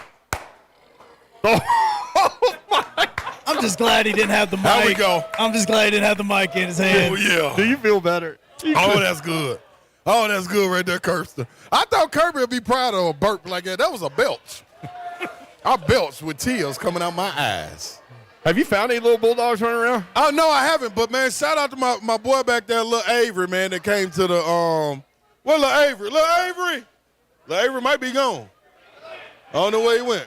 Well, Lil Avery, man, he asked his dad. He heard we was in Symrna. He said, man, can you take us up there? And Lil Avery and them arrived. What's up, baby? There's Kevin. Oh, he's going to walk right past me. Did you see that? Oh, thank you. I appreciate it. All right. Win a building. What is Hunk? Hunk's eating something over there. Hunk ain't got no roof. Wings. Oh, wings. Boneless. So Cousin Danny is on hold. Cousin Danny. And we're going to have to get Cousin Danny in here. Cousin Danny, do this. Call back at 5:20, and you will jump to the front of the line. We got you, Cousin Danny. Because here's the problem. It's operation error on my part because I forget about phone calls when we're amongst like 300 people drinking beer. And may or may not have fireball shots on the table. Yeah. So I get a little distracted. But, Danny, I will get to you at 5:20. When we come back, the good doctor, Kevin Dyson, will break down the Titans win against the Texans. Also talk about the matchup with the Chiefs. That's coming up next. Oh, I do see a little bulldog running little around. Puppy dog, man.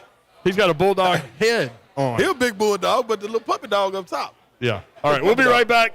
Buffalo Wild Wings at Symrna 3HL 104.5 this home.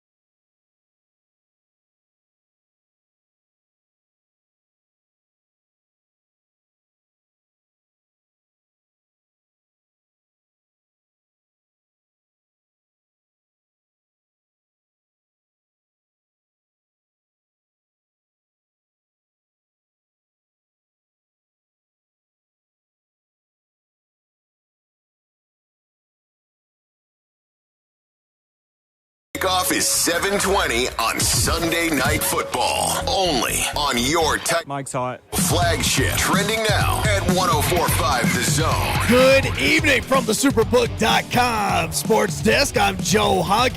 The second injury report of the week is out. And yes, Torrey Carter, Amani Hooker, Naquan Jones, and Big Jeff, all of those guys did not practice today. I should say none of those guys is actually the pronunciation I should be using. Derrick Henry did not practice today because of rest. But the big name that did not practice is Ryan Tannehill. He was limited yesterday, but did not practice today. You also had Nate Davis as well as T.R. Tart that was put on as a limited participant. They were just added to the injury report. As for the Chiefs, they just decided to put guys on there that were all full participants. They are all pretty healthy, and that means they're going to be good to go for Sunday. The Preds tonight are in Calgary taking on the Flames. Puck drops at 8 p.m. Central. For all your foundation repair and waterproofing needs, you need to visit USSTN.com. Breaking news at once in your home for the Vols, the flagship station for your Tennessee Titans, and home to 3HL at B-Dubs in Symrna. This is 104.5 The Zone. The 3HL with Brent Doherty, Don Davenport, and Ron Slay. All right, you guys are up in 3, 2, go ahead. 3HL 104.5 The Zone Thursday edition. Dude, it is 5 o'clock on a Thursday. This week is gone. It's gone, man. And we got some football to talk about for this weekend. Almost showtime. Brent Doherty with you on a beautiful day in the Music City, broadcasting live in Symrna at Buffalo Wild Wings. You guys having fun in here? Hey, and the Symrna. Was that good enough? It was solid. It wasn't the greatest effort, though. Maybe you can lead the people into something big. Are y'all having a good time in here? They ready to roll. This is what we're talking about every Thursday at Buffalo Wild Wings. You can check the schedule, 1045thezone.com. Do you know off the top of your head where we are next week? No. I would just guess Murfreesboro. I'm going to find out. Just going to guess. By the way, you were right earlier about Blaine and Mickey being somewhere I told Hunk. someday. I told Hunk. I know. I was wrong. That's me. It's on me. What happened? Where are they? They're at Party Foul coming up on Sunday night. They're actually going to be there on Sunday night, and they're also going to be there on the 17th for Thursday night football. So they're going to be there both. And guess who will be there Thursday night with them? Who? Big boy. Me. Slate. Me, Hunk. You'll be in the building? I'll be in the building. I'm going to be watching the game with them. So you want to come out there and watch the game Thursday night football? Slide on out there with your boy, baby. We'll be getting good and informative about the game. Should you bring your drinking glasses? Oh, please bring your drinking glasses. You got a lot of water over there. You're hydrating. Oh, that's the main thing to do. Oh, here we go, Yor. I told you I found it. All right. Where are we next? Next, Yor, we are in Dyson dropped. I got to call him back. Spring Hill. We got a ride, baby. Spring Hill, we coming to you next. But then after that, November 15th, we're in Murfreesboro. We in the borough. We missed the borough last year because they was just building. Listen, we hadn't been to Spring Hill in a minute. No, we haven't. I can't wait to get to Spring Hill. I'm looking forward to it. Symrna has showed out though. We love it out here. Symrna showed out last year, man. Yep. Like we're gonna have to start rating where we going for the Wild Wings Titans football feast. Like we should have a ranking system? Yes. I'm gonna be real, yes. Yep. All right. Yep, we gotta have a ranking system. We can use the whiteboard. Well, that puts pressure on people. I don't know what happened to the whiteboard. Right. No, the whiteboard is in the studio. I think it's going to get lit up in flames if Tennessee beats Georgia. It's going to get caught up in the action. Hey, yo, I'm going to tell you right now. After what Coach Mack told me, Coach Mack said he'll light my powder. Yeah, he said it. So that means I would be Richard Pryor, and I'm okay with that. Light me up, and I'm running down the street like Richard Pryor. If anybody is watching Richard Pryor live on Sunset Strip, check that out. Kids, not you, just for your parents. I was like stir crazy and Brewster's Millions. Hey man, that man had a little match, man. This was me running down the street. All right, SEC football coming up this weekend. Tennessee and Georgia. Georgia an 8-point favorite in Athens. The over/under is 66.5. Yeah. What's interesting there is I think Tennessee is 6-2 over the total, and Georgia is 6-2 under the total. Mm-hmm. So we'll see how that plays itself out. Kentucky at Missouri. Anybody watching that game? No, not outside of Lexington. Kentucky basketball team got like some kind of exhibition game? If it was Sunday, yes. Kentucky at Missouri. Kentucky favored by 1 on the road at Missouri. Oh, they're at Mizzou. Yeah. Missouri 4-4, 2-3 in the SEC. Kentucky 5-3, 2-3 in the SEC. Who expected that? We tried to tell them. They picked Kentucky to win, come in second in the SECs. We told them. Now they're going to end up coming in 4th or 5th. Florida at Texas A&M. Texas A&M, I don't bet anymore. I just stay away from them. They're schizophrenic. I'm going on. I'm going to tell you who I'm taking Florida in that. Texas A&M 3.5-point favorite against the Gators. Yeah, I love it. I'm taking the points, and I'm taking Florida in that. Liberty at Arkansas. You freeze. Arkansas has the weirdest schedule, man. While everybody's playing conference games, Arkansas is like going to Provo, Utah, playing Liberty. This makes no sense, dude. It doesn't make no sense at all. Like, how do you? And Liberty's top 25 now, right? I think they're 25th. They might if I'm not mistaken. They're 7-1. Yeah, If I'm not mistaken, Liberty is ranked right now. We're going to get to the doctor, Kevin Dyson, real quick. Alabama at LSU. Alabama by 13.5 at night at LSU. Guess who I'm taking in that? LSU. Yeah, plus the points. Auburn, Mississippi State, and Starkville, Mississippi State by 12.5. That's a lot of points. They burnt me last week. I can't mess with it. Coach Cadillac. So I'm staying away from it. South Carolina at Vanderbilt, 6:30. I'm telling you right now, Vandy fans, I took you in this and the points. Show me something. South Carolina, not a great team. Missouri showed that, going to South Carolina and beating them. Vandy, you got an opportunity to win 4 games. Another one of these 2-3 teams in the SEC. Vanderbilt at 0-4 in conference play. South Carolina, a 7-point favorite on the road in Nashville. All right, Kevin Dyson, the doctor with us now. Dr. Dyson, what's up? How are you, man? No. Hey, what's going on? First and foremost, I don't know. What you say the over-under is at UT game, 66? 66.5, yeah. 66.5. I might go there over. I don't know if Georgia's defense is the same as it was last year. I might go there over.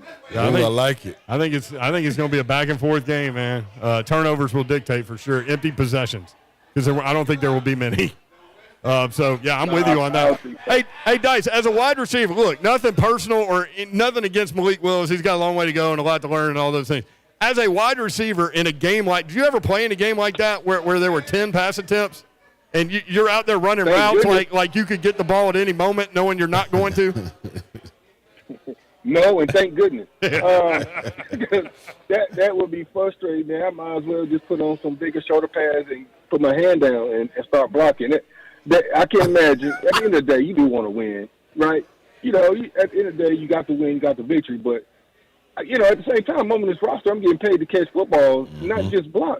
And, again, 5-2, second in the conference, that's all well and good, but I want to present my value to the team as well. Now, how that look, I'm not saying give me 12, 13 catches a game, but at least let me have some sort of impact on this team and season, provide you with what I believe is my skills that can help this team win.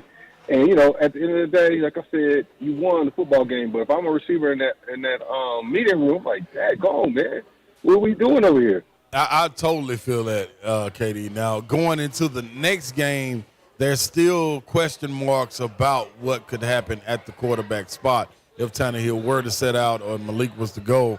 Do you think 2 weeks of preparation that there may be more attempts in passing, knowing the way Kansas City likes to put up points and, you're definitely leaning on your defense, but at the same time, it's the league. You got to go score at some point. Yeah, you're going to have to put up some points. What I like to believe that they've done, they've had at least a game sample size of some of the things that he may have struggled with from a skill standpoint, reading standpoint, schematic standpoint, that they can incorporate some things that fit his strength. Now, I'm not saying you totally revamped your whole playbook, right? But we can look down in Baltimore and look what they did with Jackson by revamping that playbook to suit a specific skill set. And that might not be the same. He's not built like Tannehill, especially early on in his career. We're talking about a guy who played one football game so far in his NFL life. So how do you incorporate some of his skills to marry those with what they do well? Right now, they run the ball extremely well. They figured that thing out seemingly. The running backs are a big component to the passing game right now. Dontrell Hilliard with 3 touchdowns is evident. But they got to find ways to get the ball to the guys to the outside. I think Hooper has emerged as a bona fide, reliable tight end threat, but still, is he still a game breaker like a Kelsey? No, he's not to that level. But he's a strong, viable tight end. But you still got to utilize them guys on the edges. And at some point, especially in a game potentially like KC, and I know last year different, beating them 27-3, but with KC, a team like that, one of the top teams in the AFC, you're going to have to put the ball in the air and convert third down and eventually try to move the chain. Right. So you're looking at this game going into it. So you got all that. You got to take all that into account. What is the game plan for you, Katie? As a receiver, you know what it is. You understand the game plan. Are you sneaking in the quarterback's room like just to see what they working on to try to get some idea of how you going out there? I tell you what, I'm looking at that playbook extra hard. I'm trying to count these routes. I'm trying to count these reps. I said, what potential ball can I catch? And I'm looking at the defensive scheme. I'm looking at all that right now. I think KC defensively, they don't necessarily scare the Titans. But I will say this: if I'm watching that film, I'm KC. I'm that defense coordinator. I watched that Houston film. Mm-hmm. You know what? Somebody else gonna have to beat me. Derrick Henry's not beating me. Right. I'm sorry. I'm gonna do exactly what the Bengals did last year in the playoffs. I'm gonna play a 50 front. I'm gonna play 5 down linemen, and I'm a match up on the outside. Say these guys gonna have to show me they can beat me. Until they do that consistently, I'm believing you're gonna start seeing that old 50 front that we saw with the Bengals. Mm-hmm. Right now, people are not committing to it. Maybe they don't want to show it. But the Bengals say, shoot, we in this. What we got to lose? It's a playoff. So they went with that 5 down lineman front. And they stopped the run, couldn't go nowhere, and they never had a counter. So what is the counter to that? And if you're going to throw one pass and a half, I may just commit to stopping the run, cover everybody up one-on-one, and see if that quarterback and the receivers can beat me. Now, that's just me thinking as a person analyzing the game. Right. But that remains to be seen. So I feel like the Titans got to have a counter move to, hey, we can't just go out here thinking we're going to be able to just beat teams throwing the ball one time a half. That's not going to happen. Mm-hmm. Why are the Titans so good in games like this? Like we were talking about, Andy Reid is only 2-5 against the Titans, but the Titans have a history under Mike Vrabel of winning these games where everyone in America thinks they're going to lose. Well, that's that resilience. I think when your back against the wall, it takes that pressure off of you too, right? It's a little different when that pressure on you, when everybody's gunning for you. You think you're supposed to win. You start pressing a little bit more.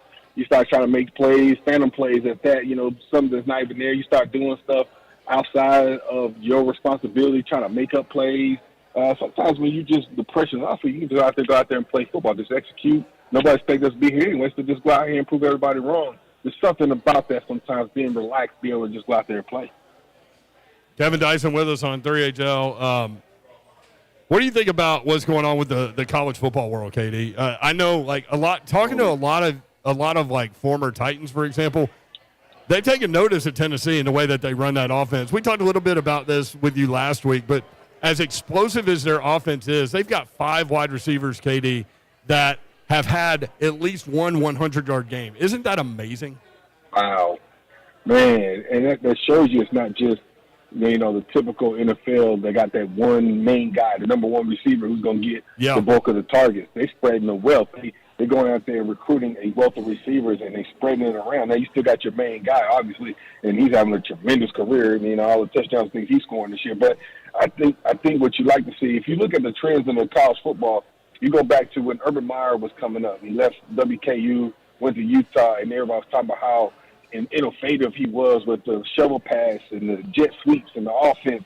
And then Rodriguez, the West Virginia, kind of took it, and he went another level. And then it just kind of transformed from there. You start seeing, the Big 12 kind of adapting a spread-type offense with Baylor, Texas Tech, Oklahoma, and all those schools, and what they started doing with their offenses.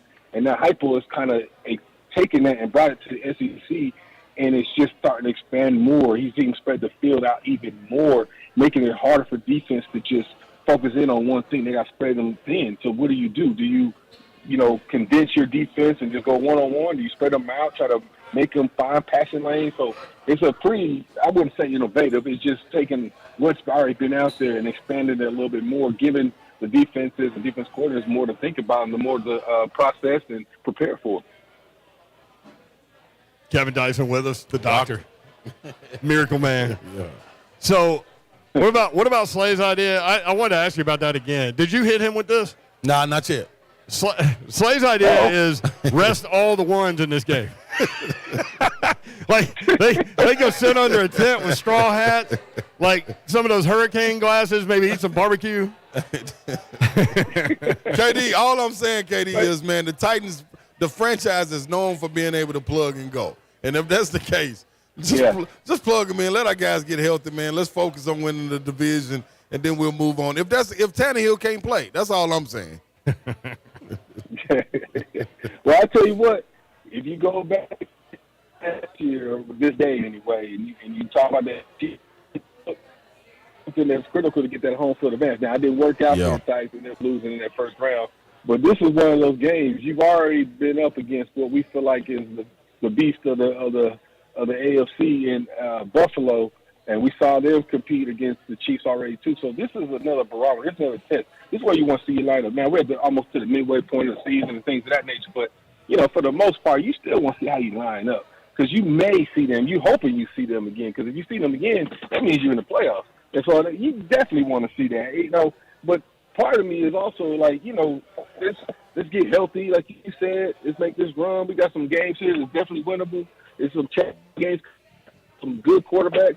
So we'll see what comes of it. But at the competitor in me, I want to see how we line up. If this is supposed to be the best, I want to see where we're at with it. And right now, the Titans are number 2 in the South. AFC. So let's see who's the best. Isn't it amazing to watch? Like when we were all, and I'm not saying he's Michael Jordan, but just on that level, when we were all watching Michael Jordan when we were kids, we knew we were watching the greatest player of all time. Like with Derrick Henry, we all know that we're watching one of the greatest running backs to ever put on a uniform. And it's so much damn fun, man. That's the beauty of what that Texans game was, because they knew exactly what was coming, and they could do nothing about it, man. It was just so much fun to watch that. Yeah, that old, what they say, George will get his, everybody else is not. But, is that what they were doing, right? But to me, from a football perspective, when you scheme, you look at what a team does well and where we are at. You try to take away their strength and try to make them do something different, especially from a defense perspective. And I go back to that playoff game with Cincinnati. What Cincinnati did, like I said, they went 5 down linemen, spread about half their hat, so you get one-on-one. That means linebackers are coming free. Now, Derrick's got to beat linebackers that are already in the backfield, so to speak, because it's half a hat at offensive linemen now. And to me, that was a blueprint that I thought was going to be duplicated, especially right now with the inconsistencies in the passing game, that I thought more teams would do against the Titans. Well, what they have chosen to do is bring that kid lineman as being a linebacker and bring the safety down, creating an 8-man, 9-man box that way. Well, if I'm looking at this film coming into this one, I might look at that blueprint that Cincinnati did to get this win, or keep that in my hat, practice it, knowing that I may have to see them in the playoffs again, and that's going to be an adjustment and not show it. So, until they show they can go to football somewhat consistently, I'm just surprised that they're even able to run the football right now. Because that would be the first thing I'm going in every week, which I assume they did anyway, let alone what the passing game is doing. Kevin Dyson, the doctor. Thank you, man. Appreciate it. Great perspective, as always, brother. I appreciate y'all, man. Have a good weekend. And whatever I'm going to say, go Vols to my ball. There you go. There you go, KD. That's what I'm talking about. My man. At KT Dyson 87. Thank you, guys. All right, Jeff. Take care. All right, appreciate it. Symrna. What KD got to know, though, I know it's making his weeks easy at school with the Vols playing the way they are and the Titans playing the way they are. You think the kids aren't acting up? They're all just happy? Man, everybody's just happy. Everybody great attitudes. They're like Kirby with a golf tee game right there. Golden tee. Oh, gold. That's why Kirby just smiled. He doesn't care. All right, man, great crowd here at Symrna. We appreciate everybody coming out. Buffalo Wild Wings at Symrna. More 3HL next if you want in. We got time to take your calls now, 615-737-1045.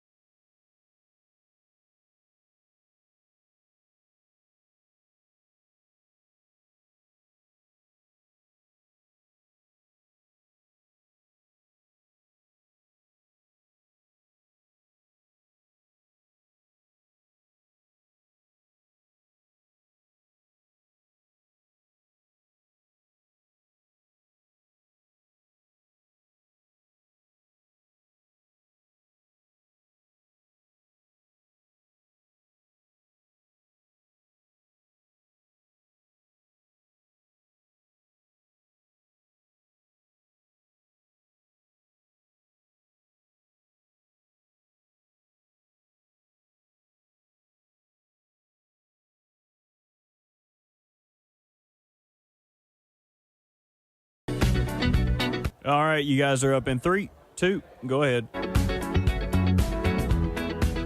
3HL number 615-737-1045 at 3HL1045 on Twitter. Almost. Tennessee's ranked number 1 in America. That's right. And I've seen all over social media people are getting upset. What? By Vol fans being excited. I saw on Facebook, and I almost commented on it, but I didn't know the guy, so I didn't want to get involved in that. But talk to him. He was basically saying Tennessee fans are insufferable. That big deal. They were ranked number 1.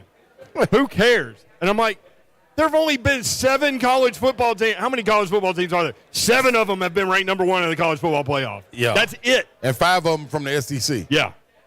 Tennessee, Mississippi State, Georgia, Florida, LSU. Hey, you think those fan bases saying, don't worry about that. It's just cool. We'll just wait. We'll just sit do you back. think they might be excited if they were ranked number 1? And as Tennessee fans, we would expect you to be. And you got to be. And take the might out of it, You damn right they're excited. And they're supposed to be. That's what it is. In the South, it just means more. If you don't understand it, they going up north, man, or way out west. Either one. Go to the Pac-12. They don't care. They care less about football. Just look at their stadiums when they play. Ain't nobody there. Ain't nobody there. Outside, see? He said we don't give a damn about Pac-12 football. And it's a fact. That's a fact. Outside of Dr. Dyson, we mess with Utah. Yeah, love for Utah. Mm-hmm. Love for Dr. Dyson. Mm-hmm. I actually enjoy watching Pac-12 football because it's like late at night. It's the last game. I might put like $20 on it just to have one more go around. Yeah. And then I start looking at the NFL. And all these Todd Furman dudes, they're looking at the NFL on Monday. Right. They're already there. I'm looking at it on Saturday night during the Pac-12 trying to crunch. You're doing crunch. I've lost all the value in the number. Hey, man, listen. It is what it is, man. The SEC, we love it. So you went on a rant yesterday that has like 40,000 views. Try again. What is it now? It is now up to 51,000 views. We're climbing the charts.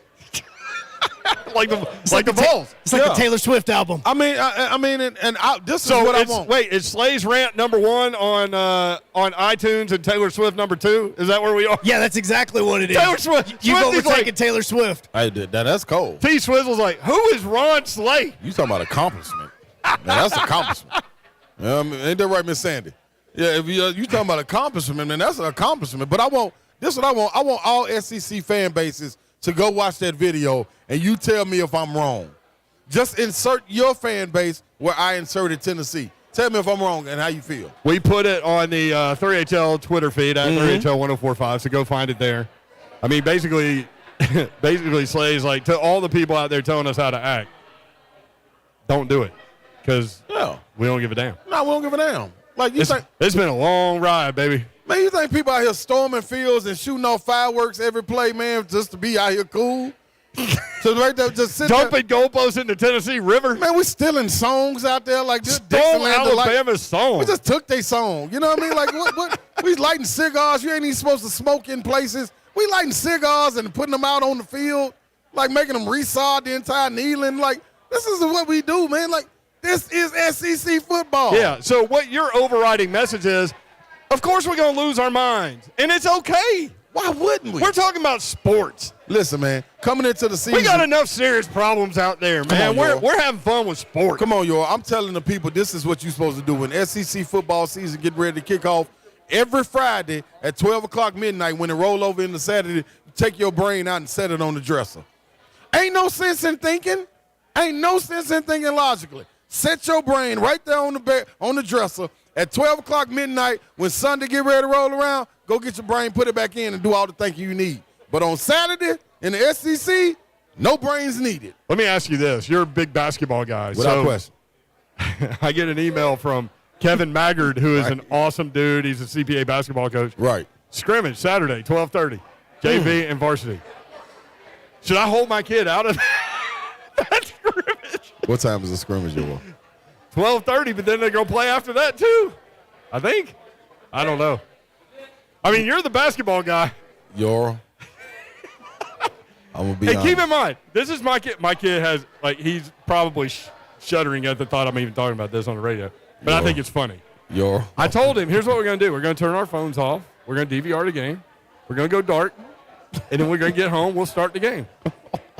With our text chat, do you really think that's going to be possible? Well, y'all always ruin that. The only way he can do it. I can't go dark with y'all around. He's an adult. You don't get to turn your phone off. I'm turning my phone off. You got to have yours on your No, own. I don't want to know. No, but if somebody needs to, it's an emergency, they got to get in touch with No, somebody. emergency can wait. They can pass Double D and Will and all them up. They need to get in touch with you, dog. Hey, man. Hey, no. I'm going to be real. This is the sacrifice. Is this the kind of game where everything should have been postponed? Yeah. I'm going to be all the way honest. Or moved up. Yeah, like play at 5 in the morning. We got to go at 9. We got to go at 9. We can miss game day and all that. We got to go at 9. By the way, Kevin, I'm just kidding. Coach Maggard, I'm just kidding. Kevin, I ain't kidding. Like, I come in there and say, listen, I played in intramural games. I played in summer leagues. Like, I'm known for taking the score clock. I've taken the score clock from a game to end the game. Oh, y'all think this game can go on? No, we'll steal the balls. Like, if we want to shut the game down, we can shut it down. All I need is your son to call me, text me, let me know, Uncle Slay, hey, man, I don't really want to go in there, so I want to watch the game. Yeah. Don't you worry. In all seriousness, he's like working Batman. hard. I'm really proud of him. Okay, well, good. And yeah, he's going to go out there and do the best he can. But that is a sacrifice. But of isn't sports, that funny, though? I mean, to think about, like, the real-life things you have to do and how many sacrifices people make to watch. Listen, this is only the 25th time this has ever happened in the history of college football. You ain't helping your case. you're not. It's only the 25th time this has ever happened. Dude, I just gave you the exact situation where you got to take your brain out. Here you are trying to keep your brain in. You're going to be out here making a lot of sense, y'all, with people that ain't making no sense. You're going to be like, ain't nobody going to be on the street. Ain't nobody going to be on the streets driving or nothing. Everybody's going to be. You know what's going to happen. I'm going to find all the little Bulldogs. Boy. They're just going to be out there. That little bitty baby barks, man. Ain't scaring nobody. Friendly than a box of puppies. You hear me? Have you ever seen a box of puppies on the side of the street? No, but back in the day, that used to happen. Yeah. It doesn't happen anymore. Man, yes, they do. You can go to Kroger's and all these little places. People on Saturday morning selling little puppies. Oh. And you know how friendly you can walk up to the box. Is that true? Yeah. Like all kind of true. littles. Yeah. It's true. Man, you can walk up to that box of puppies, a little bitty kid, 2 years old, and pet the puppy. Ain't nothing going to happen. That's what Georgia Bulldogs are. Now, you walk up to a big dog like Smokey, and Smokey, boy, hey, little ears flopping, he'll bite you. Like, I've been in the complex working out, and Smokey, they come in there and let them run around. Man, Smokey done chased us off the field before. That's what I'm telling you. You ain't never got to worry about that with Ugga. Ugga can't make it 2-3 yards. Little legs shut down on him, get the cramping. Like you got to go back in his little doghouse with his air conditioner and his little bags of ice. Like he's trying to slow down an offense? I'm telling you what he know, man. You got to hurry him, give him some water. I went to a Tennessee-Georgia game in the 90s, and game day was there, and they had Ugga and Smokey on the set, and Smokey wanted to take him out. Smokey senses it. A puppy dog, scared for your life. Attack. Attack, Smokey. Smokey's on the prowl. Where you think that came from? I don't know. 615-737-1045. Tell me where it came from, y'all. I'm telling you right now where it came from. Smokey attacking Ugga. And he couldn't move. Little legs wouldn't do it. Little legs can't go nowhere. He just gets scared, plop down on his belly. Yeah, man, just sit down there, man. Just get me. 3HL 104.5 The Zone. We'll be right back. Buffalo Wild Wings, Symrna. Friday night, the Somebody said it's a TSSAA playoffs get underway. And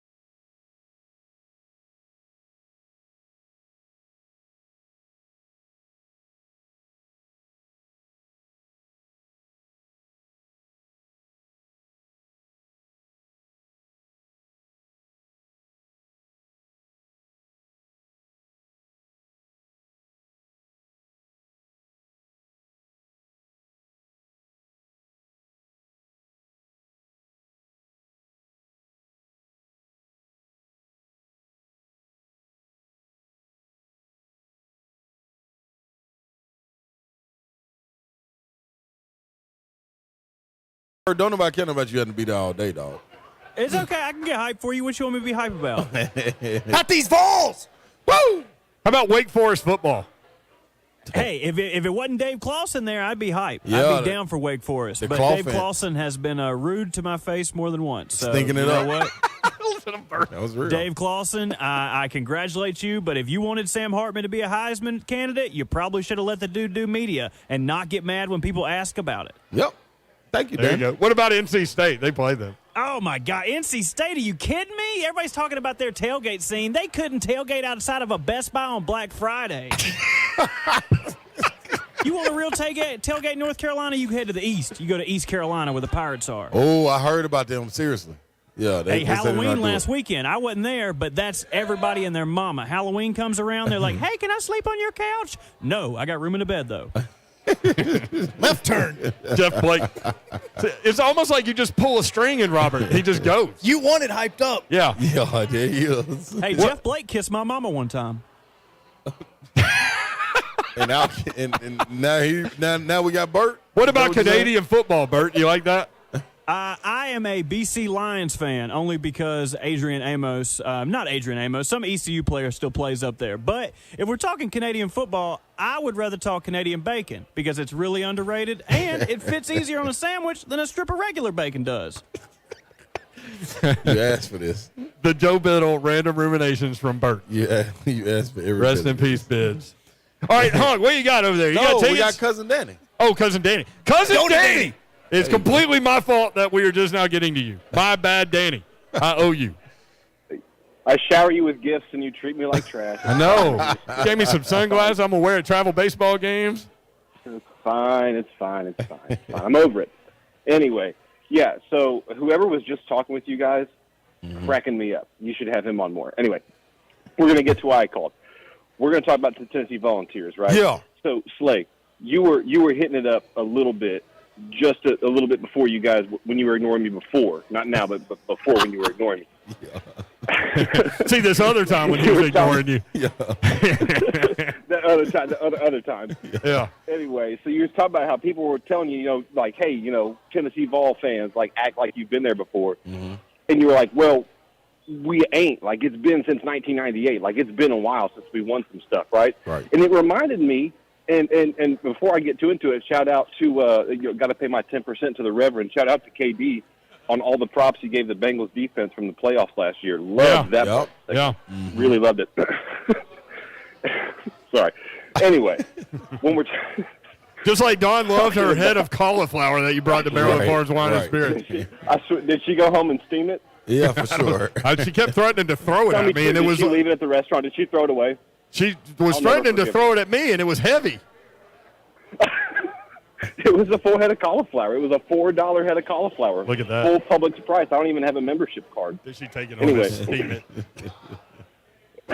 All right, Danny, So what you that's got, the bro? game this weekend. I keep hearing these people talk about how this is like a David and Goliath thing. Like Georgia's this big untamed beast, this lurching monster that's waiting to devour people. And I'm sitting here looking at the scoreboards, and I see a Tennessee team that's ranked number 1 in the nation that has beat 5 ranked teams, 4 of them in the last 5 weeks, all of which were conference opponents.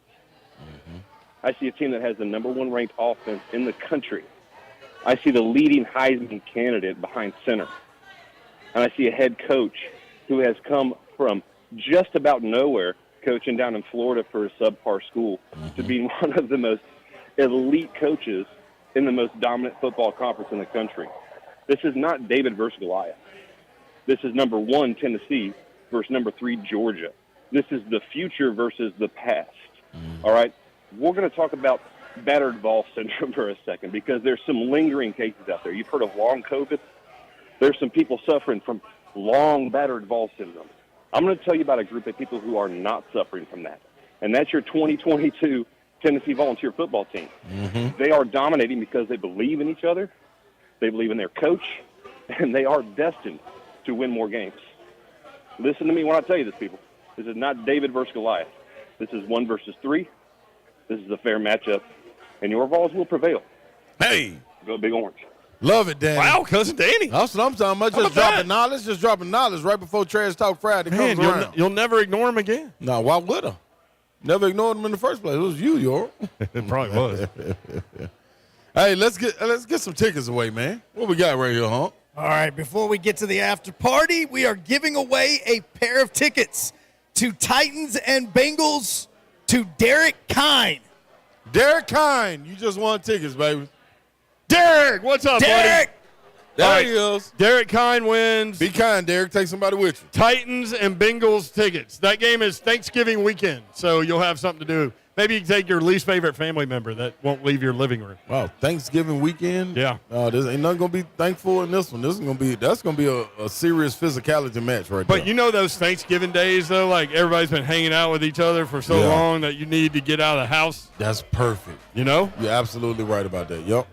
Spot on about that. Or you can just give the tickets to your two least favorite people in the family that won't leave that. And get on out of here. Here you go, man. I can see Bert doing that. Where's my beer? Bert would definitely do that. Quick Canadian bacon take. That was good. That was good. Hunk, I can't believe you lost. Maybe you should play again tonight. I may, if I find out that Malik's going to be the one playing, I may go with a whole different strategy. Nah, let it go home. Next week starts the winning streak. 2-6, finish the season 11-6. Come on. Bert, how much time we got left? Because our clock is different than your clock. I would say goodbye. All right, see ya.